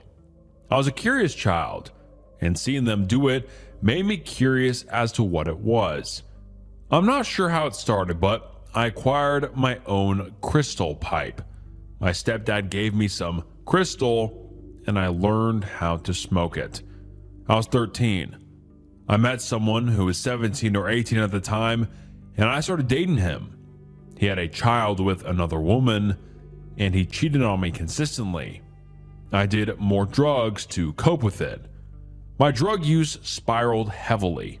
The withdrawals I felt from the crystal were the worst pains I've ever felt in my life. It felt like my stomach was tearing open and my body was dying. I did everything you can think of: pills, alcohol, cannabis, crystal, and booger sugar. I mixed things, did pills with alcohol to feel something. I did crystal the most though, 10 plus times a day or more. I even did it with my mother to bond with her. I was drawn from school, missing over 90 days in one semester. I was extremely malnourished. While all of this was going on, my mother rarely fed me. Money was prioritized for drugs. Money coming in from my dad's life insurance. I wore hand-me-downs from my mom, which were not appropriate for school or for a 13-year-old. The abuse from my stepdad was excessive to my mom. He threw into a mirror one time and threatened to stab me with a spoon. This was normal. This was my normal. Anytime they'd fight, they'd blare music. They'd do that often. To bond with me, my stepdad would take me to motels and have me deal drugs for him. Here, I was SA'd by my stepdad's friend. We'd go to crack houses, and I moved out for 3 months to squat in an abandoned house with my boyfriend at the time and 2 homeless men. I was 14. I vividly remember the toilet being full of maggots, needles everywhere, and I slept on a futon with no mattress. I came back home, and my room was full of bed bugs. I mean, falling from the ceiling type of infestation. Thousands upon thousands. So I moved downstairs and slept on the couch. This is when I got really depressed. Like, really depressed. My boyfriend at the time started hurting me. I tried to commit S-word with an excessive amount of pills and passed out in the bathroom. My mom saved me. I hated her for it. My mom also threatened to self-delete often. That's what the original writer wrote, especially if I sided with my stepdad, which I never really talked about much, so I didn't side with anyone. My boyfriend shortly after punched me and he almost broke my ribs. I kicked him in self-defense and he tried to OD as well. I gave him CPR, not understanding how to help. I was panicking. My stepdad threw ice on him and somehow that revived him. I was more scared about the police than him dying. That's how my parents conditioned me. When he got better, which was a few days later, he did something to himself and wrote, "I'm sorry" in blood on my bedroom door. That was my final straw. I had my grandpa drive him to the other side of town and I broke up with him. About 6 months after that, my eldest brother gave me the opportunity to move out. Nobody knew the extent of how bad it was at my mom's. Nobody lived there but me. I had no phone, no connections to anybody. It was meant to be that way. I don't know what inspired me to get better, but I took the opportunity. I had my friend lock me in a room with no access to drugs and I quit cold turkey. Dumbest decision of my life. I don't remember much besides the pain. I did end up moving out, and while what I went through here is another story for another time, I currently am in a much better place. I'm sober for 8 years, I have full restraint from drugs, and I'm happy. I'm thankful for my brother endlessly for saving my life. I'm not sure what would have happened if he didn't reach out. My mom is homeless now, so I'm sure my life would have reflected that. To those of you who still are here, I hope you take the opportunity to be thankful for the good things in your life. And please, for me, stay away from drugs. It's not fun. It will ruin your life. It doesn't help. It makes you numb and blind to the bad things around you. Thank you for reading, Snook. Have a great day. And I just want to say thank you so much for sharing this, and I can only feel so horrible for you. I mean, you grew up in just the worst possible conditions, and I'm so sorry you went through that, but I'm happy that you've been able to get out of that. 8 years sober, that's amazing. That's amazing. Great job. And I'm so happy that you've turned your life around, and I hope that your mom can get better soon, and I hope everyone you knew from back then gets better as well. And I just believe in you to keep improving your life as much as you can, and I just wish you nothing but the best. Thank you so much for sharing. On to the next one. My father has an intimate relationship with my grandmother, and I had to use intimate as an interchange, but it's the sex word. Wow, that is a very interesting title. Let's get into this. Hi Snook, I really enjoy watching your videos and have probably watched 90% of them. LOL. Thank you so much. I appreciate that. That means the world. I'm writing this confession to you because I feel like you can give me some real advice on how to deal with the situation. And I haven't told anyone about this thing. So my father is 16 years older than my mother. And my grandmother, my mother's mom, is only 7 years older than my father.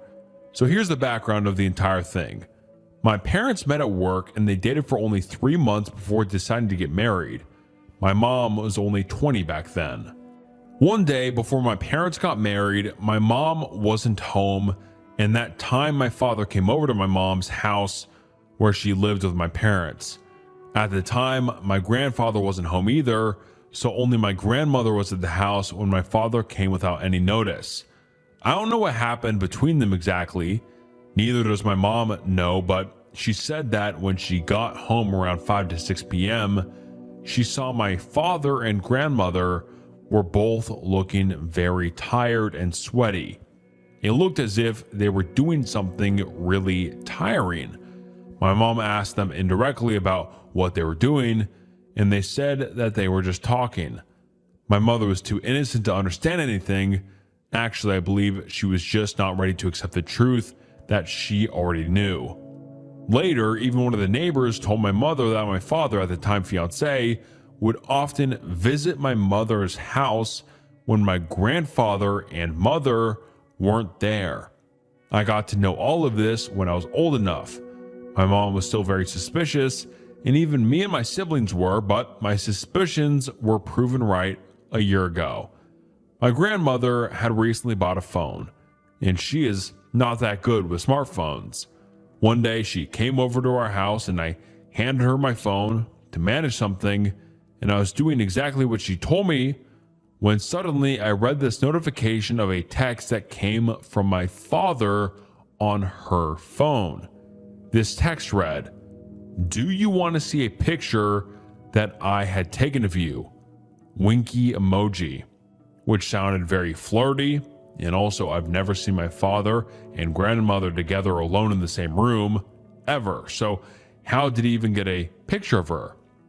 I was too surprised that I even thought that maybe he meant to text my mom or something and accidentally sent it to my grandmother.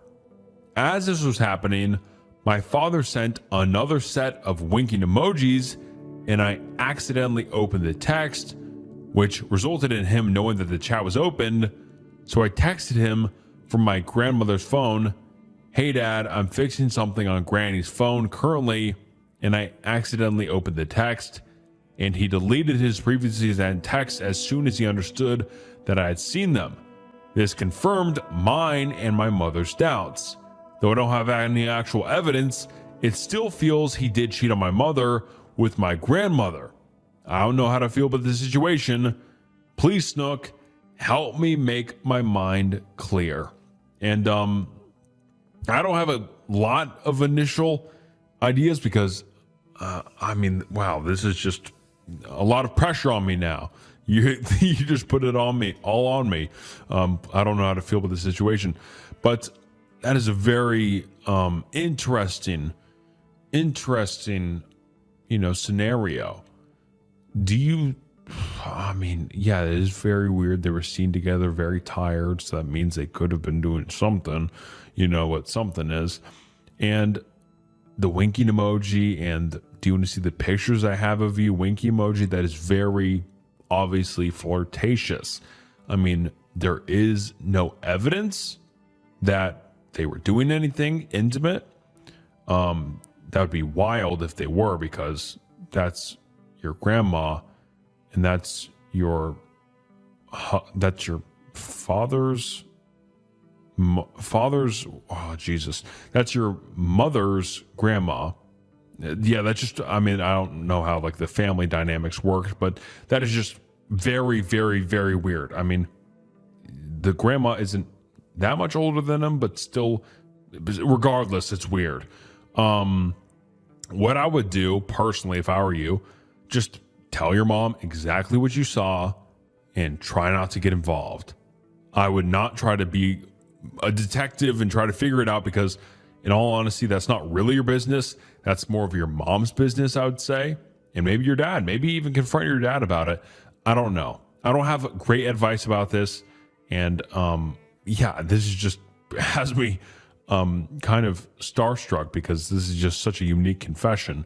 But I don't know. And this was sent in about a few months ago, so I'm sure the OP or the emailer has done something by now. But if you are watching this, please send me an email what ended up happening, because this is just a wild, unique confession. But everyone watching, what do you guys think? Reddit confession. I paid somebody overseas to have the man who assaulted me attacked. Sorry, this is long, and sorry for the anonymity, plus spelling mistakes in advance. English is my third language. First things first, I am male 27. I was born and raised in East Africa. I have a huge extended family. On my dad's side, there are 13 of them, so you can imagine. My grandma was pretty well off. She had a big house and big farm. A big farm meant many day laborers/workers. They used to come and go in the evenings, get paid some little change. She was also very kind, and she also used to help some of the workers in various ways. One of the ways was giving them extra food on the top of their pay, etc. There was this one older lady who apparently had worked for her even before I was born. My grandma put her last born son through school, and all he had to do was help in the home. He used to stay at my grandma's house during the weekend. This guy was always very nice to my cousins and I. He was just good to us. When I was about 8, 9, or 10 or so, he took the niceness to the next level. Long story short, he bought some juice boxes or something, then lured me into his shed. He then assaulted me. To be honest, I really don't want to remember this. Shit gives me nightmares. I knew what he did was wrong because he promised to keep buying whatever candy/juice box he had.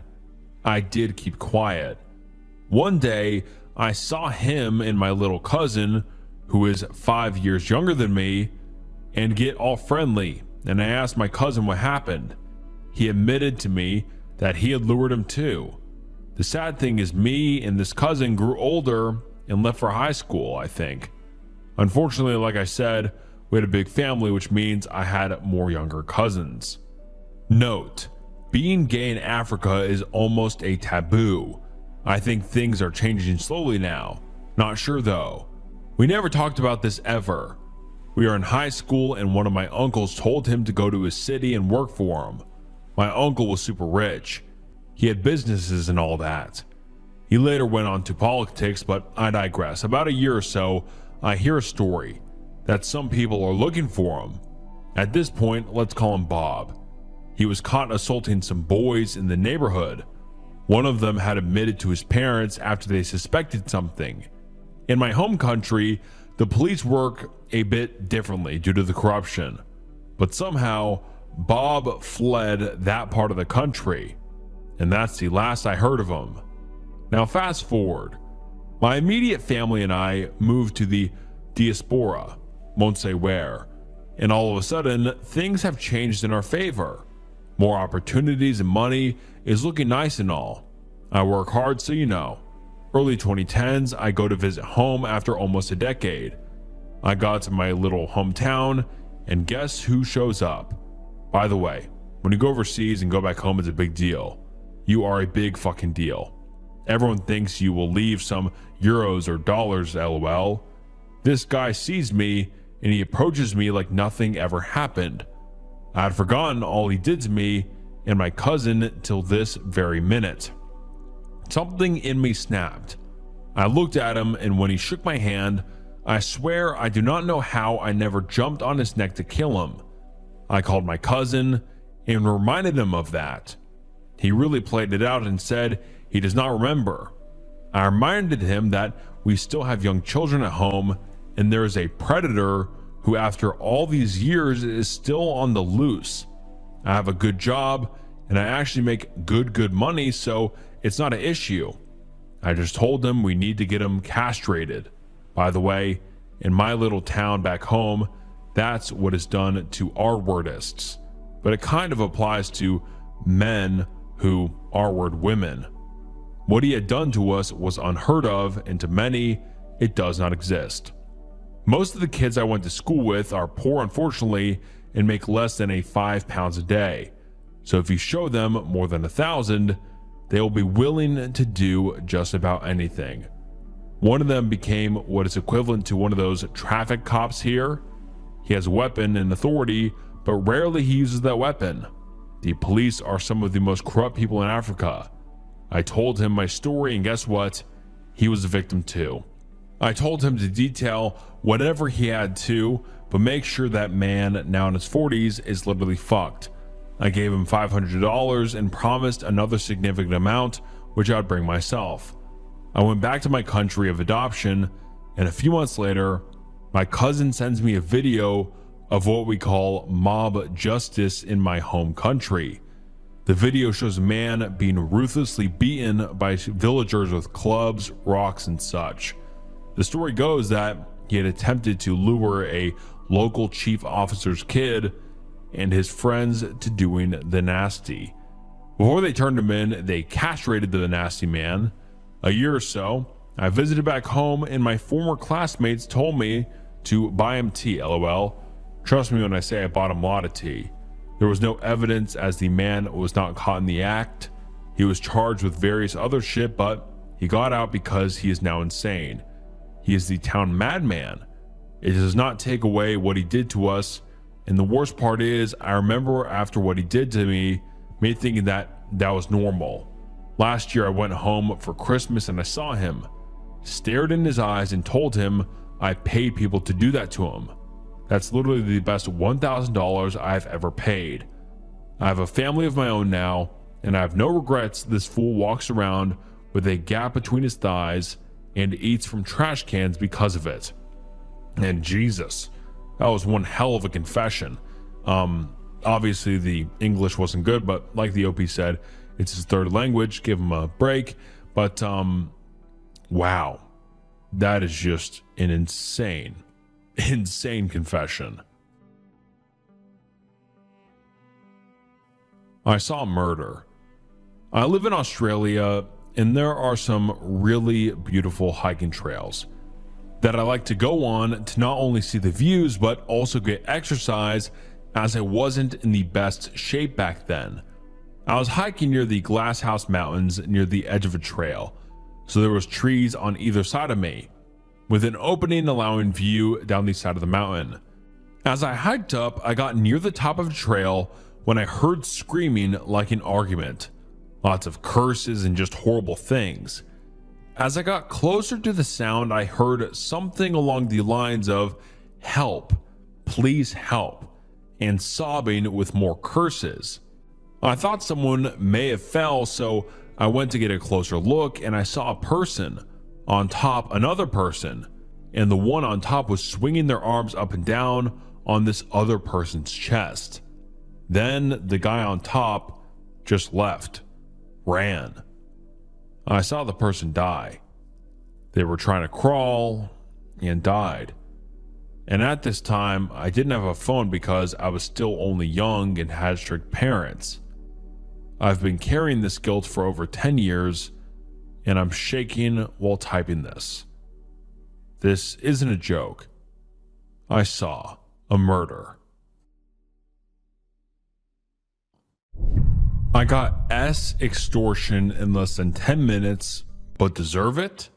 And by S extortion, I mean SEX extortion. I'm sorry I have to censor, but you get the gist of the word. And then let's get into the email. Dear Snook, I'm a 21-year-old male living in the Southwest United States. I've recently come across your channel on Spotify, and I listen to your stories while at work. I work at an auto shop, and your content helps keep my mind occupied during the day. Please keep up the great work. When I heard you open up the opportunity to give your confessions, I figured I'll give it mine. It would make for a good story in my opinion. I've been needing to get this confession off my chest for a while. I'm not really sure how to cope or what to do next. I never thought something like this would happen to me, but here I am. I'd also like your opinion at the end and the opinion of everyone listening. I've provided some questions. Firstly, I apologize in advance. My grammar and spelling aren't great. First time writing something like this. My girlfriend was away visiting her family in Arizona for the week. She hasn't seen them in a bit, and I had to work. I offered to stay home and watch our pet while she's out of town. I didn't have any big plans while she was gone. Maybe just do some study work once home and hang loose. The first day alone, I went to work and had a pretty rough day. Rude customers, got covered in oil, long hot day in general. Finally, it comes time for me to leave work and I'm overly tired, exhausted, and hungry. I was glad that I could just go home and relax without the worry of anything. Or so I thought. My drive home went smooth, almost felt like a dream. You know when you realize you're driving after driving through 6 lights and wondering if they're all green or not? Yeah, that's what happened with me, all of a sudden in the parking lot of our apartment. First thing I needed to do after driving at home is to take a shower. I very often come home smelling like cars and covered in a mix of sweat, oil, washer fluid, and other weird fluids, etc. Now this is the start for reasons I genuinely cannot explain, and have no excuse or explanation for doing. Upon taking my clothes off and going to use the restroom, I downloaded Grindr. I quickly signed up, made no profile bio, no profile photo, and no profile picture, and just browsed while I was on the toilet. Almost immediately, I was contacted by someone pretending to be a female on Grindr. One of the first things she asked for was a photo. I quickly snapped a selfie of myself undressed as I was about to hop into a shower, and then proceeded to close out of the app to find some music to play on Spotify before starting my shower. I scrolled for a bit and found a playlist. I connected my shower Bluetooth speaker and proceeded to put my phone down on my bathroom counter. As the song starts playing, I heard my phone vibrate. I looked and I received an Apple text message from a random email address starting with the letter G. The text included the photo I had sent, surrounded by a poorly photoshopped wanted poster and another image poorly photoshopped image of my photo on what looked like a public sidewalk sign. With it was a message. The message demanded money, threatening to leak the photo to my friends and family if I didn't comply. And if I didn't, that they would not stop until they ruined my life. After realizing how poorly photoshopped these photos were and how the text was laid out, I figured I'm just gonna block them and all will be okay. I proceeded to immediately block the email. I deleted the text messages and deleted my account on Grindr. I thought to myself, I'm in the clear, and proceeded to take my shower. I couldn't be more wrong in my entire life. In the shower, I noticed my music stopped only for a brief few seconds, then turned back on with the speaker. Once I was done cleaning all the work grime off of me, I proceeded to hop out of the shower, and lo and behold, a missed call from my father. I figured maybe he's just calling to say hi. I proceeded to call my dad back. First thing he said to me is, "What the hell is this?" in a calm, collective, but upset toned voice. I immediately knew. Oh shit. Apparently, the person had got my phone number and looked at the people most related to me and put them all in a big group chat. My dad tried to tell me all of the people that were known contacts of his phone, and sure enough, my mom, my dad, my grandma, my sister, my stepmother, cousins, uncles, aunts, and several other phone numbers. He said, "Hey buddy, this is bad. This is going to put a stamp on this family for a while. I mean, holy shit, your mom, your grandparents? What are you going to say to them about this?" I basically said, "I'm not sure. I don't know what to do." Then my father said something that I will forever hear for the rest of my life. He said, "Son, what were you doing trying to meet up with a 16-year-old? I said, "What are you talking about?" And he then proceeded to describe that in the group chat was the photo of me with some text overlaid on it saying I was trying to meet a 16-year-old. I quickly realized how this was going to turn out. I couldn't see the group chat because I had blocked the original sender.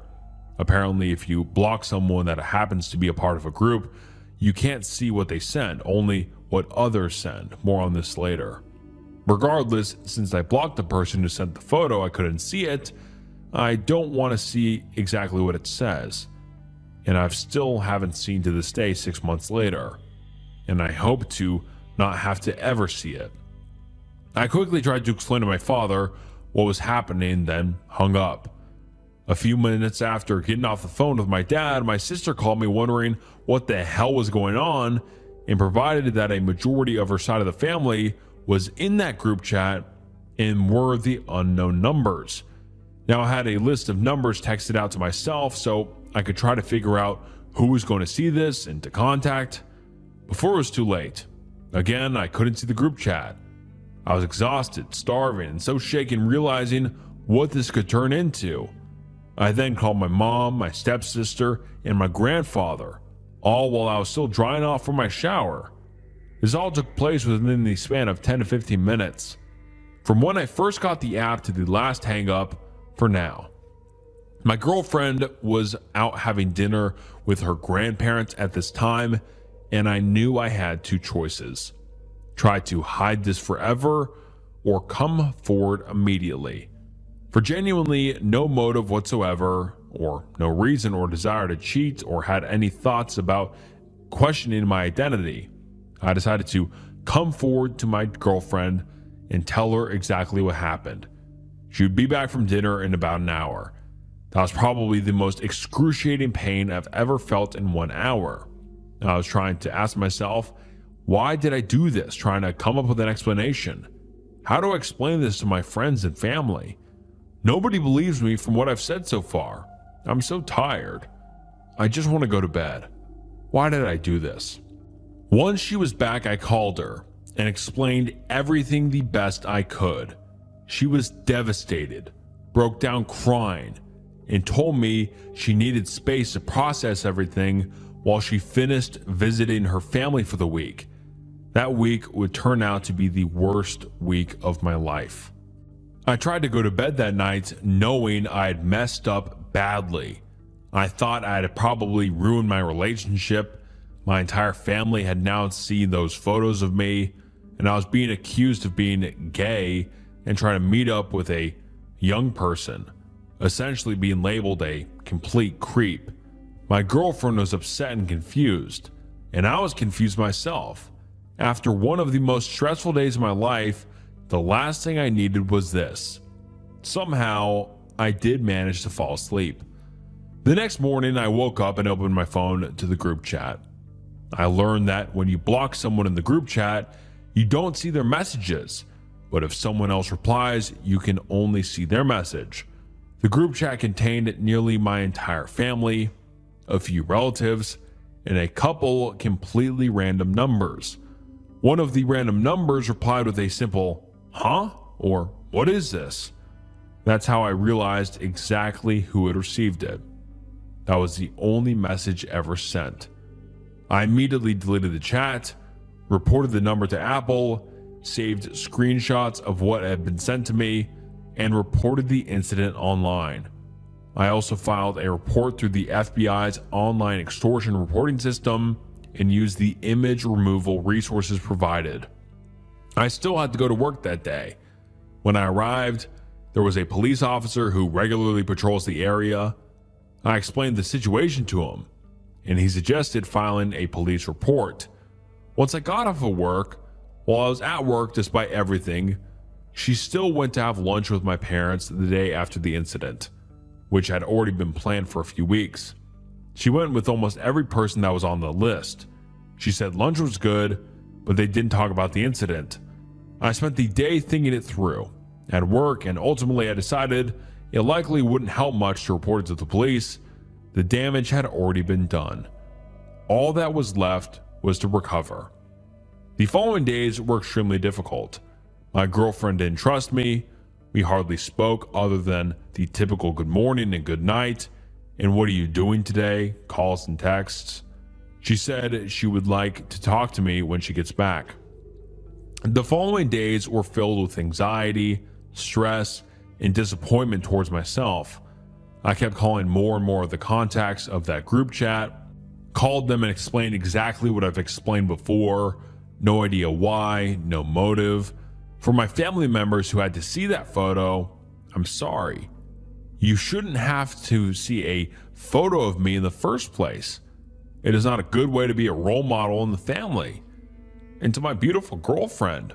I'm sorry my actions have hurt you, and I know I'll never be able to forgive myself for what I did." My father continued to press me about it for a few weeks, bringing it up repeatedly, until eventually it faded into the background. While I waited for my girlfriend to get home, nothing new reappeared. My feelings started to get a little better. Most family members shrugged it off, but I knew my girlfriend would be the one that I owe it all to. She ended up driving home and got home before I got home from work. She had a couple hours to herself after I got home. I quickly took a shower. We ate dinner together and had a nice conversation to end the evening. Of course, it was emotional. Of course, it is everything that you expected it to be, but I was surprised that she took it as well as she did. She acknowledged that it was a mistake and appreciated that I told her immediately. And now for my favorite part of your story, Snook, the update. I waited until the right time to even send you the story. That way, there is an update. This all happened before the holidays last year, and now it is January 2026. I am happy to report my girlfriend and I have actually grown closer than we ever have before. We actually were able to enjoy the holidays, spend time with our families. We've gone out to dinner multiple times, gone on plenty of dates, and we actually feel like I said before, closer than we ever have. It seems like my family has moved on. I haven't heard anything about it since then.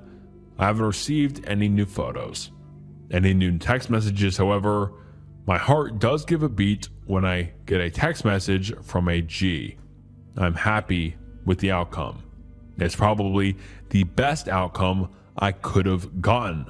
However, I will still have that gut feeling knowing that I did this to my family, to my girlfriend, and to me. And I will live with that for the rest of my life. Now I have a couple questions for you and for everybody watching at home. Firstly, could there have been an explanation, maybe a psychological reason for what I did if there was genuinely no motive? More context. Like I've mentioned many times before, I've never questioned my personal preference in gender. I've never once been interested in dating and another person. I've been in a happy relationship, and I've never thought I would even do something remotely close to this. Secondly, couldn't have been that. I was extremely lucky / unlucky. Was it a blessing in disguise? Could this have been something preventing me from doing anything further? And lastly, how am I able to regain the trust from my girlfriend? Like I said, we're doing much better than we ever have, but of course, it's not fully healed. What am I able to do? How should I move on with my life? How hard should I be on myself for it? How are we able to grow together closer than we ever have, even more? Thanks, Snook. And all right, I'll try to take a stab at these questions, but these questions are really a question for you, and you need to ask yourself. I can't read your mind. And these questions kind of expect me to read your mind.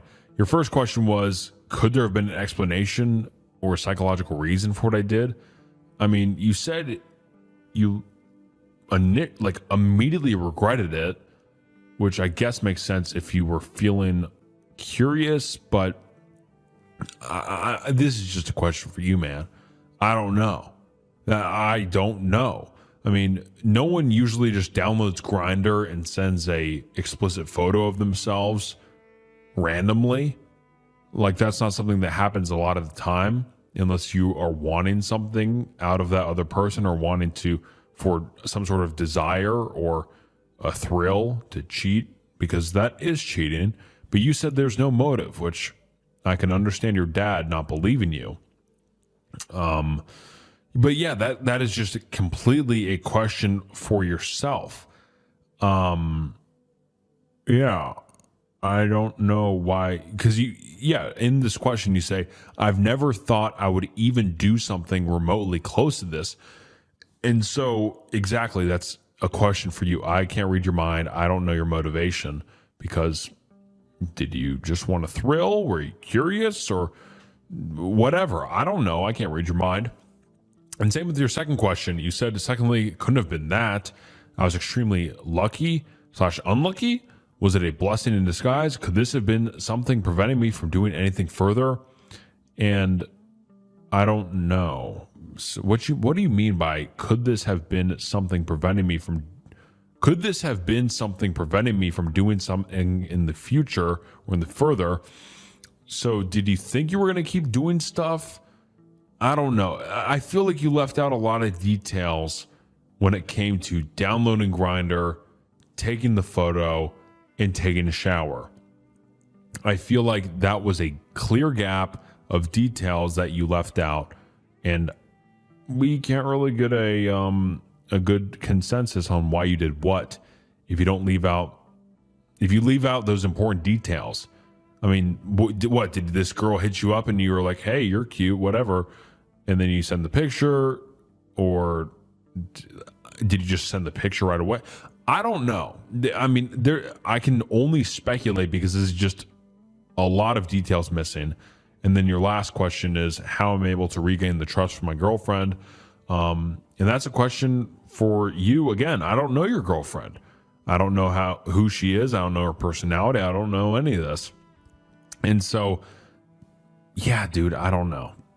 I guess just be open, honest, and be understanding that she might not trust you for a long time because you admitted to cheating on her or being unfaithful. And so it'll make sense if she is very apprehensive to trust you or won't fully trust you with certain things or trust you around her family or whatever, because you might be a little bit, this is going to be very blunt and honest. You might be a little bit embarrassing for her in front of her family because of this whole incident. I mean, you might be able to move on easy peasy, but you also might not. I don't know. But these questions are really for you, and I don't really know how to answer these. But yeah, hopefully that helps a little bit. And all right, guys, that is the last confession we're getting into in today's video. And what did you think about today's confessions? I thought this was a unique concept. I thought it was interesting. I thought it was good to get a mix and match of the Reddit confession threads and your guys' confession threads. It kind of keeps it fresh and is a different perspective each way. And also, I kind of did this because most of the time I don't have enough of viewer submitted confessions to make a long video. So it kind of lengthens the video and makes it more interesting. And yeah, if you are going to write me a confession, please make sure to use spacing, paragraphs, and just decent grammar so it's easier for me to read. And yeah, thank you so much for watching to the end of the video. If you enjoyed today's video, please like the video, subscribe to the channel, comment down below what you thought about today's video, and check out some other videos on the channel if you enjoyed this one. Follow me on Instagram, follow me on Spotify, and thank you so much for watching. It means the world. And this was Snook, and I'll see you next time. Bye. Reddit is a place built around communities. Millions of people gather every day to talk about movies, video games, sports, and just about every hobby imaginable. But not all communities are built around harmless hobbies or interests. Some are built for predators looking for sympathy. And other corners of the website become a last resort for people desperately begging strangers to help them when no one else will listen. The deeper you go into Reddit, the more you realize that some of its communities aren't just strange, they're horrifying. Today, we're diving into some horrifying corners of Reddit, and viewer discretion is advised. This one gets disturbing. And make sure you like the video and subscribe to the channel. And let's get into it. r/convicted individual support. And that's not the name of the subreddit, but it's S offender support. I just can't say it, but you get what I'm saying, and let's get into it. Reddit can be a dangerous place for someone to share their thoughts, feelings, and even opinions. Look at places like r/politics or r/am I the asshole, or really any subreddit, and you'll find hundreds of heated arguments. One post can lead to users berating each other, name calling, and so far as judging one another's character. It's like once someone types in Reddit on their web browser, they feel no need to hold back anymore. But I recently came across one community that by far is the most insane. It's one called r/offender support. It's for people who have been convicted of predatory offenses that landed them on the registry for those such crimes. To keep it simple for the rest of the story, I'll refer to them as convicted individuals. The first thing that you may be thinking is that it seems insane.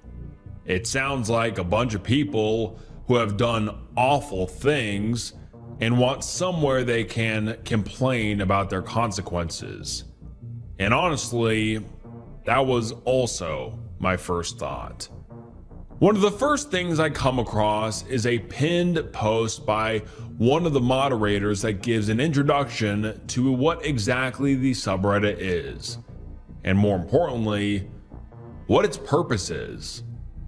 The post is titled, "For the Curious, the Lurkers, and the Trolls." The post is pretty long, but the gist is in the goals they list, which are number 1, to offer support in navigating being on the registry. Number 2, to listen. It is never okay to minimize or excuse having committed a crime that harmed another person. It is not tolerated here. But we do understand that the road to rebuilding your life after having served your time for an offense is often made virtually impossible to do so. Number 3, to share and provide information about how to find housing and employment. Number 4, to try to answer questions about the multitude of ever-changing laws and rules surrounding registry restrictions. Number 5, to provide resources that will lower the chance of reconviction. Number 6, we will not offer legal advice, but can sometimes explain certain legal processes that are confusing. Number 7, to offer support and encouragement for spouses and family members who are trying to navigate this system with a loved one. Number 8, to share information in the hope that it will help others avoid committing a crime. And number 8, to promote change and healing. So far, it feels reassuring that it doesn't seem like the group's members have intentions of bypassing the severity of their crimes that they're talking about. But then I read more of the post. It says, "Now you read all of that. And if you still feel the need to come here and tell a woman she deserves to be violently hurt and graphically describe horrible things you want to happen to her children because she loves someone who got a BJ from his younger girlfriend in the backseat of his car the day after he turned 17 when he was in high school 15 years ago, or you want to tell an autistic 20-year-old who got caught in something predatory that he was confused by to begin with, to go commit S-word himself, then go for it. Get it all out of your system. Then look in the mirror. See that? That person is a monster. For everyone else, welcome. We're here for you. And actually, you know what? Trolls, we're here for you too. Because you wouldn't be here spewing violence and hate if you were okay." Now that feels harsh. I mean, this subreddit is dedicated to talking about people who committed some of the most serious and heinous crimes someone can commit. So it feels a little hypocritical to call an innocent outsider a monster. when you yourself are one. Of course, it's not okay to send death threats like the ones they mentioned, but that rant gives the impression that they treat all of these convicted individuals like they accidentally walked onto the registry or something. And any assumption that maybe most of them are actually just guilty is criticism that they chalk up to harassment and bullying. But it's not just this one moderator. It looks to be a running theme. There's some debate on it, but many others feel similar. One user asked this question: how many people are actually offenders? And many replies are pretty surprising, to say the least. If everyone were caught for everything they have done, especially as teenagers, and considering the breadth of the criminal law, I would wager most everyone would be a convicted individual of some stripe. I would argue most people have committed some sort of offense in their lifetime. I'm not saying everyone is a perv, but how many men do you know that have dated a significantly younger woman or went to the bathroom in public? These, among others, don't really answer the OP's question. Rather, they just take it and use it as somewhere they can put their frustrations about the system. And the amount that these types of comments are repeated is honestly concerning. Because in reality, statistics show that the type of cases they are talking about are much more of a minority than they are letting on.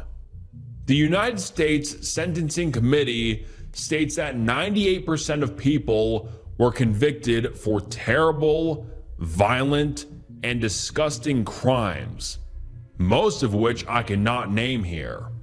Only 2% was because of something other than that, like maybe, quote, using the bathroom in public. Which does not give the impression that everybody would be a convicted individual, but that actually most people are rightfully placed on that list because they're downright dangerous. But let's take a look at some of the users on here to see if they should or shouldn't be placed in that category. This is one post from November of 2025. First time post, part of my story. It reads, I wrote a lot before mentioning it and don't know where to put it, but I'm 21, turning 22 soon. I guess I should start with my childhood, I'm not sure. I think this started when I was introduced to adult content in the 4th grade. I wasn't necessarily attracted to it, but as I got older, around mid-teenage years, I became severely depressed. I attribute this to my household growing up. Very chaotic, and it called for me to be constantly hypervigilant, extremely stressful. Anyways, I guess that's really when it started. Eventually, I tried to emulate some things I saw in videos, which probably forced some warped connection / lack of boundaries, risky behavior, close calls, and I never learned or cared to. Depression has never left me. It's only gotten worse, and I've only grown more comfortable with it. Adult content, aside from cannabis, was a coping mechanism. The guilt, shame, fear, and embarrassment that came from these acts just made it worse. It's creating a terrible cycle of shame, pleasure, and shame. Along with my depression, I'd say I only became more depraved. I'll skip to it now, where I'm being charged with indecent exposure because I was taking pictures of women and periodically, confusing maybe, exposing myself in a Walmart of all places. Both things I picked up from adult content. I guess I should say that it wasn't my intention to flash anyone. I honestly don't believe I did. Walmart theft prevention probably made the call. Apparently there's footage. I spent the rest of that day in jail. I have my second court date on the 17th where I think I will take my plea. To pick up where I left off, I think one of the worst parts is the confusion of my guilt. Is it just because I've been caught? Or am I actually remorseful? I hope it's the former. But the most painful and the biggest source of my shame is the people in my life I'm going to disappoint. The people I love the most. I feel like a monster. Not like it's new. That's part of the deep shame I feel. But it's the center of my attention. All the times I numb myself to stomach what I'm capable of is catching up to me. I feel unredeemable, condemned. My education, future career, love life, and life in general is all at risk, and I feel trapped. I'm terrified, so helpless and utterly hopeless. I want to wake up from this nightmare. And this user got one thing right. He needs help, but what he did is nowhere near excusable. Whether or not he's remorseful, which he's not even sure about, is besides the point. These crimes were not victimless. There were women involved who will likely be scarred forever. They are not walking away unscathed. So sure, the registry creates problems. This user will have a hard time finding a job, dating, and gaining his family's trust back. These are just called consequences. It's what happens when someone does something bad, something that hurts other people. And even though moderators seem to want everyone to give these users the benefit of the doubt, it's a little hard to in a situation like this. Who accidentally stumbles into a Walmart and gets naked in the bread aisle? That's widely known as a pretty disgusting thing to do. And people who think they can get away with it should also get in trouble for it.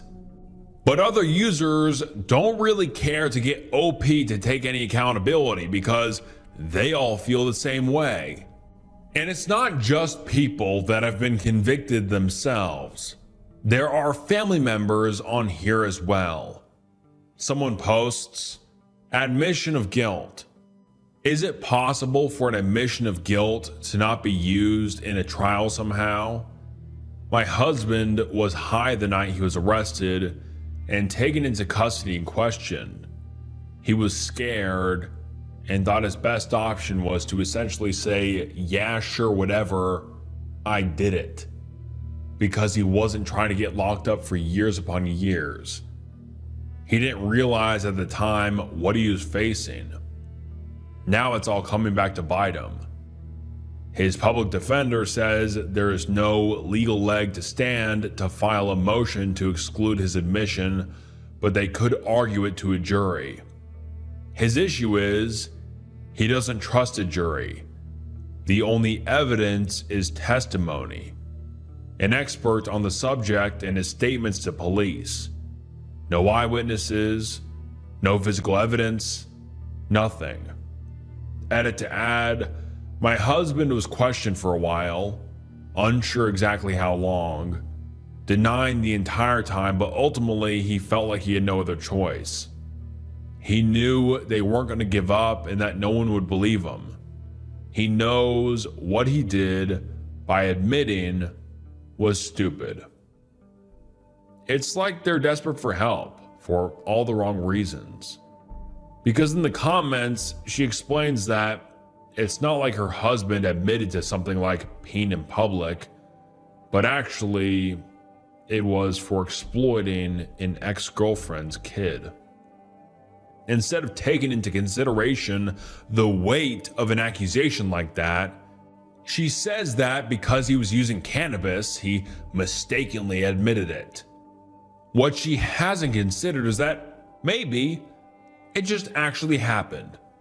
And maybe we should be focused on getting help for the victim. And with things like these, it feels obvious that they should be convicted. The public has a right to know which people around them have done horrific things like this, to give the public an opportunity to stay away from offenders. But even still, the general consensus here is that there should not be a public registry, even with a case of a genuine predator. A man by the name of Matteo Condalucci became a convicted individual after he'd done unspeakable things to his daughter for years and years. But what are users on this subreddit most concerned about? The fact that he was murdered by someone named James Fairbanks, a resident of Omaha, who had stumbled upon Matteo when searching the registry of an area he was planning on moving to. He fell into a rabbit hole of researching him and what he had done, even going as far as passing the offender's house. And when doing so, James described him as, quote, pretending to wash his truck while staring at a group of kids playing in the street. James had also noticed a playground in the offender's backyard, and with all of the details put together, it was too much for him to bear. He became obsessed with him. He couldn't eat or sleep. He couldn't think about anything else other than who Matteo may hurt next. James said, quote, I couldn't, in good condition, allow him to do it to anyone else while I had the means to stop him. Which led to a post on the convicted individual subreddit titled, This is terrifying. People wonder why we don't want public registries. And it's filled with comments like, quote, this angers and disgusts me that something like this has happened and how casual he is about committing murder. I hope he gets the death penalty. No remorse. First damn comment, it's about a defense fund. We are the only country that I know of that has a public registry. All others that have registries are only available to the police officers. The best thing we can do as a country, if we still need a registry, is to have them only available to police officers and no housing restrictions. The housing restrictions don't do anything, or they make things worse. So the murderer of someone as evil, predatory, and dangerous as Matteo Condalucci should die, but they're acting as if the monster himself is innocent. Make it make sense. Cases like Matteo are honestly the perfect examples of why there should be public registries. What about all of his neighbors who have kids that might play near his house? What if he comes across as the sweet old man across the street and no one thinks anything of his friendliness until it's too late? I'm not saying he should be murdered, but I think it's absurd to say his crimes should be hidden. And of course, not all convicted individuals are like this.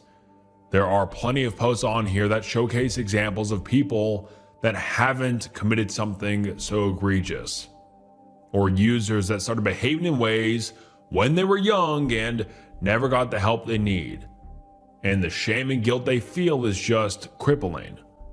But that doesn't take away from the culture on this subreddit, which is honestly pretty disgusting.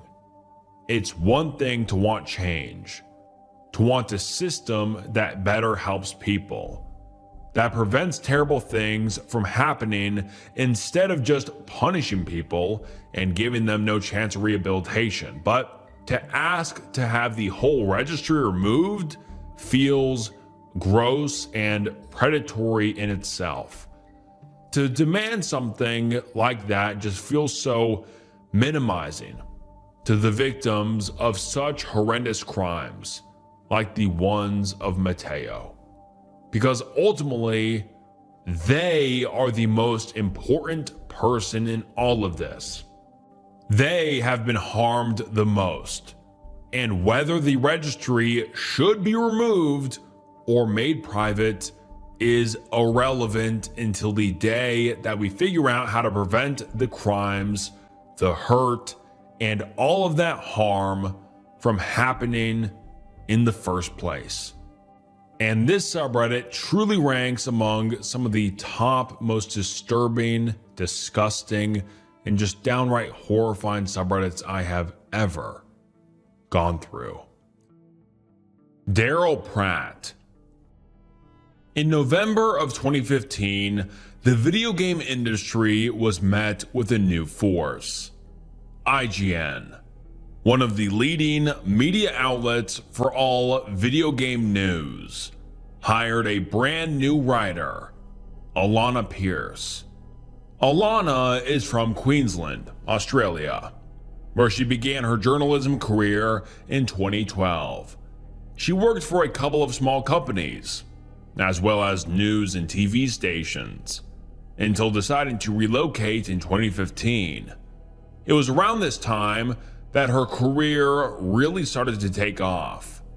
It was also at this point that she started to create content on YouTube, and as time went on, she gained more followers. More people were interested in what she had to say, and people became dedicated fans. This can be seen across her multiple channels, social media accounts, and even a subreddit dedicated to her, r/Alana Pierce. Users post interviews, updates, and discussions about her work. It's pretty normal stuff, which is why when one post seems a little off, it becomes very noticeable. Which is exactly what happened on June 25th, 2019, when a user by the name of Daryl Pratt made a post that just said, "What's up, boo?" That's it. No other context. No pictures, no video, no other comments. It's very out of place for the subreddit. No other users make any post remotely like that on this page. And that isn't the only post made by the user on r/Alana Pierce. There's one more from the same day, just 2 hours earlier. All this one says is, "Hey." It's just odd. But what becomes concerning are the comments. How are you not banned at this point? So, you're back, huh? I hope you're doing better, man. And good to know you're alive. And at this point, I hope you're just joking and not actually obsessed with her again. These users are commenting on the end of a long and treacherous road that Daryl Pratt has gone down. These last two posts were the last anyone ever heard from him, but it was an exhausting journey to get there. So let's start at the beginning. The first time Alana Pierce got unwelcome attention from the internet was shortly after she began a relationship with voice actor Blaine Gibson. As she was living her life and continuing with her normal content, she received this comment on one of her YouTube videos. Wow, what a surprise. She has a boyfriend? But for real, what is it with the females and their need to constantly be in a relationship? Like, why can't they be single for at least a month? I watched all your videos since the beginning. I hope I can meet you one day and we could have something great. But no, you had to go and settle with that first douchebag that walked in front of you. I bet he doesn't even tell you how beautiful and freaking hot you are every day. I bet he didn't even care about you until you opened up to him. I'm so tired of every single woman I like having a relationship. That's it. I'm so done. This comment got popular on r/nice guys for good reason. Clearly, someone can't get a girlfriend. And Alana just replied back, I was single for over 2 years before dating Blaine. But nice guys don't stop. And as a woman in the public eye, Alana continued to get these kinds of comments, specifically from one account under the name of Bruce Wayne. He used a picture of a penguin for the profile picture, and over time, Alana started to see these penguins everywhere. He was not one of a kind. She had these types of fans often. People that would leave tons of comments and send messages that were just too much. Usually nice, but over the top. And the more they came in, the more overwhelmed she would get. Her approach in the past would be to politely ask them to stop. Not that they had to stop watching her videos, but to cool it a little, which is completely reasonable. But every time she would do that, they would freak out. The rejection shattered their ego, and with that kind of blow, they became angry. Now, they hated her. They dedicated their entire account to trying to ruin her career. The comments would switch from praise to criticism. Her every move was still being watched, but now from an enemy instead of a fan. So, with someone like Bruce Wayne, Alana wanted to try something different. She started to slowly block him on different social media accounts, depending on which ones he was most active on. But this gentle approach quickly came to a halt after she got some work done on her eyebrows, something called microblading. Just a simple cosmetic thing that tons of women do every day. But Bruce Wayne, he hated it. But he ended up going on IGN videos, which is the company that I work for, and if people would say something nice about me, he would reply to them and be like, she got her eyebrows tattooed. Basically, he was incredibly angry that someone he had put on an unrealistic pedestal had done something to themselves that he didn't like. And that was the point where I was This like, hold was up. the beginning of Daryl Pratt. The first post ever made to his Reddit account is titled, "Can I get in trouble for sending a girl love letters?" Unfortunately, this post was removed by Redditors and I'm not able to find it archived anywhere else, but I can get a good idea of how insane this post was just from the comments alone. Someone says, it may not be illegal by the letter of the law, but it's not really okay. You should stop. You were blocked on social media. That's an indication that this woman does not want to have contact with you. Even though you said nice things, she doesn't want those comments. She likely finds you weird and creepy. I would strongly recommend that you stop sending letters, stop contacting her, and seek professional help. You probably would get a restraining order or no contact order if you continue. Not a lawyer, not legal advice. And this is fantastic advice, but Daryl Pratt does not listen. He instead replies with, "I didn't know she didn't want those comments. She banned me without even a warning. I just wanted her to know how amazing she is. I would do anything just to be friends with her online. I like sending her letters just so she knows how cool she is. I don't see why this is wrong." And users are now hoping that this is just a troll.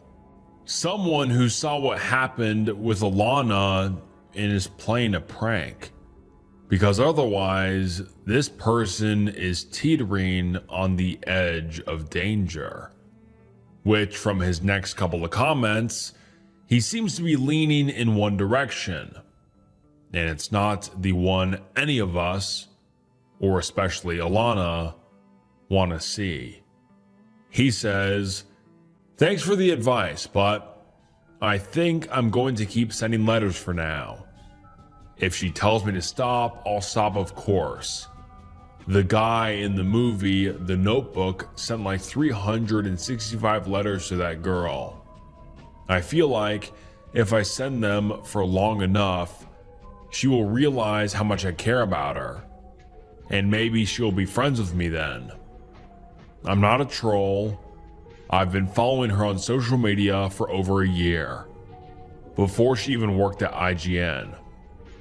I've invested a lot of my feelings into her, and now she blocks me. I want her to like me so bad and don't know what else to do. I mean, I don't know how else to make her like me. I thought about making a new account with a different name and following her with that one and pretend to be someone else and hopefully leave comments that she will like. But I would much rather her like me, not a fake account." He just doesn't stop. He makes another post asking again if making multiple accounts will get him in trouble, instead of listening to any of the comments telling him why and how he should get help. About a month passes, and there's no word from Daryl. But also, for him, still no communication with Alana. Each day that passes is agony for him. He's heartbroken, lost, confused. So he makes another post, hoping this time someone will give him the answer he's looking for.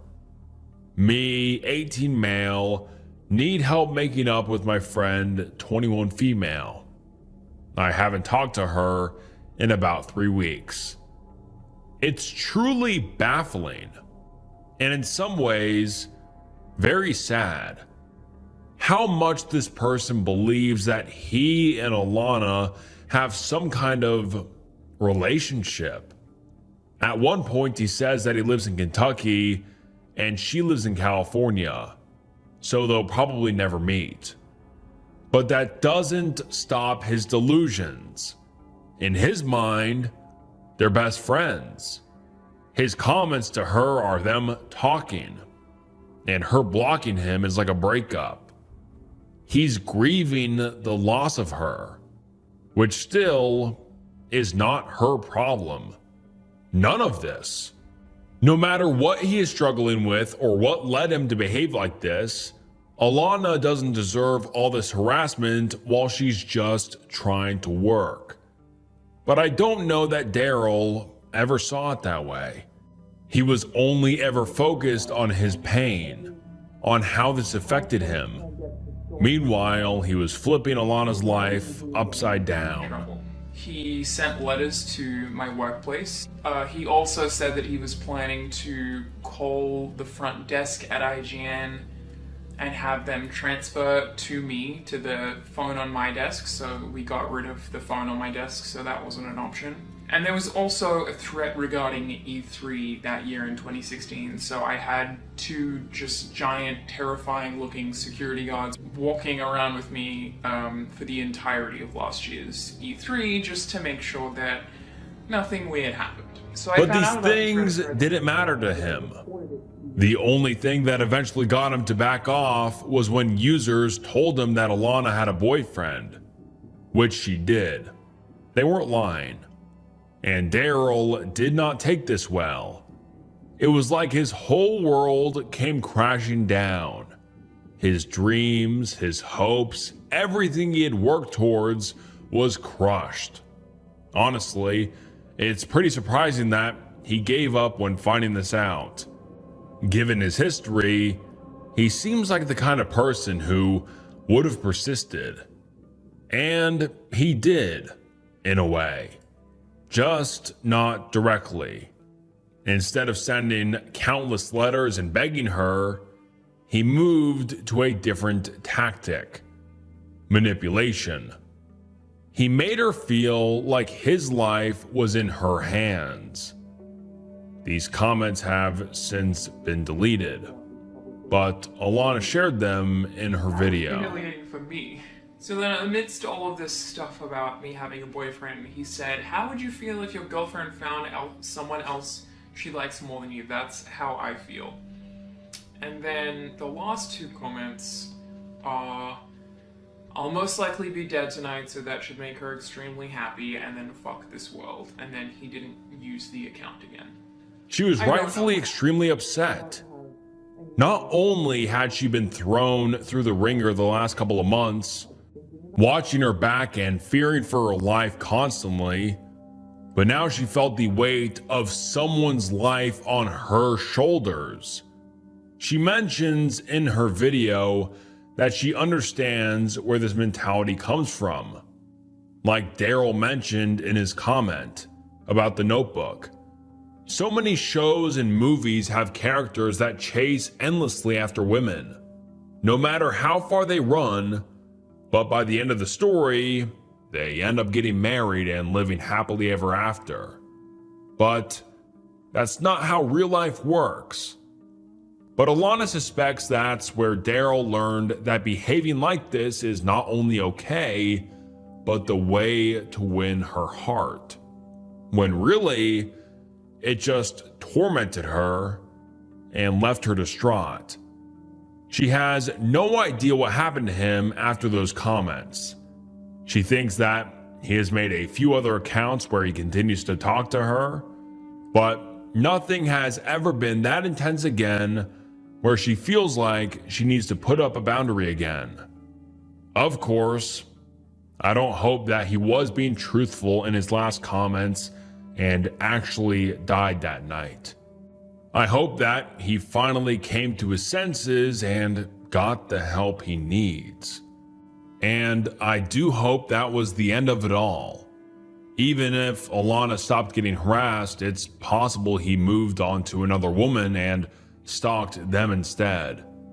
People have found a few accounts that they suspect is him, but nothing is proven, and either way, no other profile has caused as much trouble as Daryl Pratt has. And hopefully, it stays that way. Internet user 1998. One of the most entertaining subreddits on Reddit is one called r/whatisthisthing.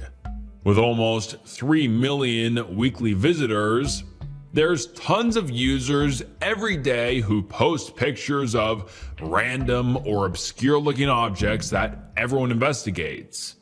Each post is like a puzzle, and it's a race to see who figures it out first. It's usually something wholesome or just not that exciting. In fact, it's even pretty anticlimactic sometimes. Someone comes in anxious and worried that some small device or substance found in their teenager's room is a drug, and that their child is in extreme danger, and the comments then reassure them it's nothing, and everyone moves on with their day. So when something pops up that actually looks concerning, people stop. They really investigate, looking into every possible explanation, hoping it's not what they think. One post made on July 12, 2017 by internet user 1998 became one of these. It became so serious that the moderators actually removed the post because they felt like the OP needed to get actual help from law enforcement and not from other Redditors. The title of the post reads, "I think I'm being watched. Is this a camera?" And I wish we could see the picture that was attached, but like I said, it was removed. But the users that did see it not only confirmed that it is in fact a camera, but that the OP might be in danger. Because not only was this object deceivingly a camera disguised as a pen, but it was hidden in a very private space, somewhere where no one should be watching. The bathroom. Worse than that, we come to find out that OP is 16 years old. They give more context here.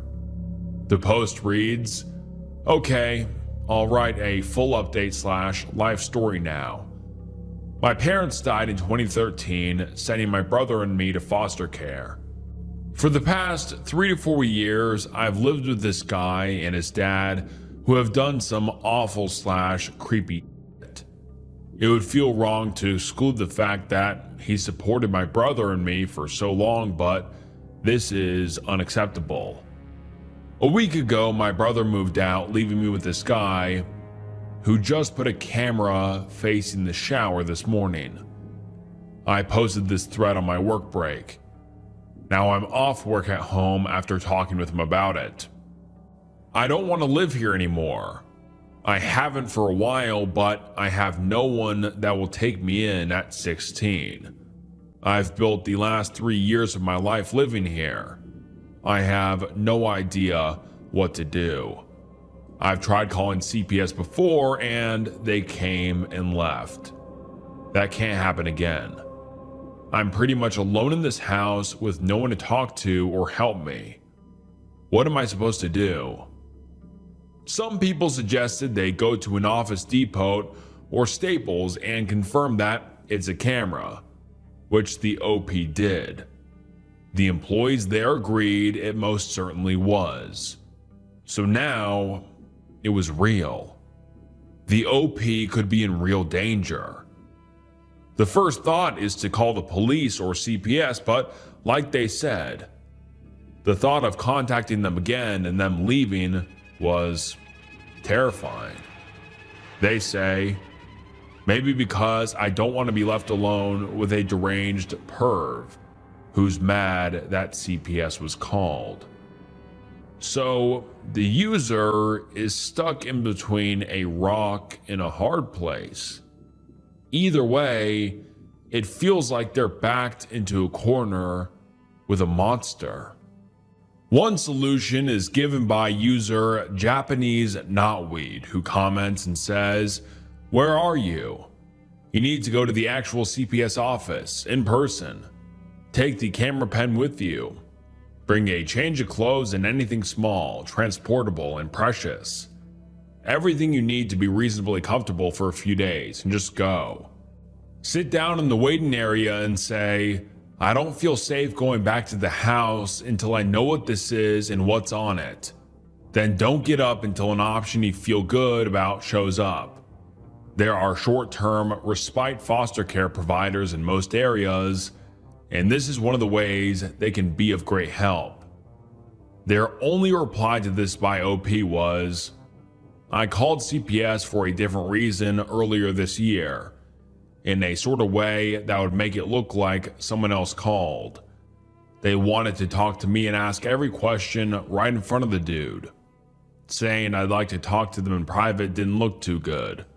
Well, I told them every messed up thing he's done the past few years, and especially what happened earlier that week, and I'm pretty sure they just saw me as a dramatic lying teen. Then they left. It makes sense why the user has no trust in CPS. The system has repeatedly failed them, pretty miserably. So much so that their first instinct, and really the only option in their mind, is to ask Reddit, which is just heartbreaking. She's just a kid. She should be able to trust the people who are supposed to keep her safe. But instead, they made her feel like she was too much. And now she's forced to live in this fear. Eventually, the user does give in and gives CPS one last try, even though she has low expectations. The user wrote, "Update, CPS has been called. I have a place I can stay at if they take me when they come. Now I play the waiting game. I'll update when they come." Although the OP has never updated us. They only left one last comment. That's the only reason I was hesitant to call in the first place. I've done it before, and they just left. I can only hope. It's a terrifying cliffhanger to leave us on, but that's all there is. Whether or not CPS actually helped her, if she could find a safe space to stay, or if her creep of a foster parent ended up keeping custody of her, we'll never know. Like internet user 1998 said herself, we can only hope. And alright guys, that wraps up some horrifying corners of Reddit. Would you like to see more videos like this in the future? If so, please comment down below. I'd love to hear your thoughts. I read every single comment, so please comment down below and make sure you like the video and subscribe to the channel. It really does help so much. And I just want to say thank you so much for watching. From the bottom of my heart, it means the world. And yeah, once again, thank you guys so much for watching. And this was Snook, and I'll see you next time. Bye.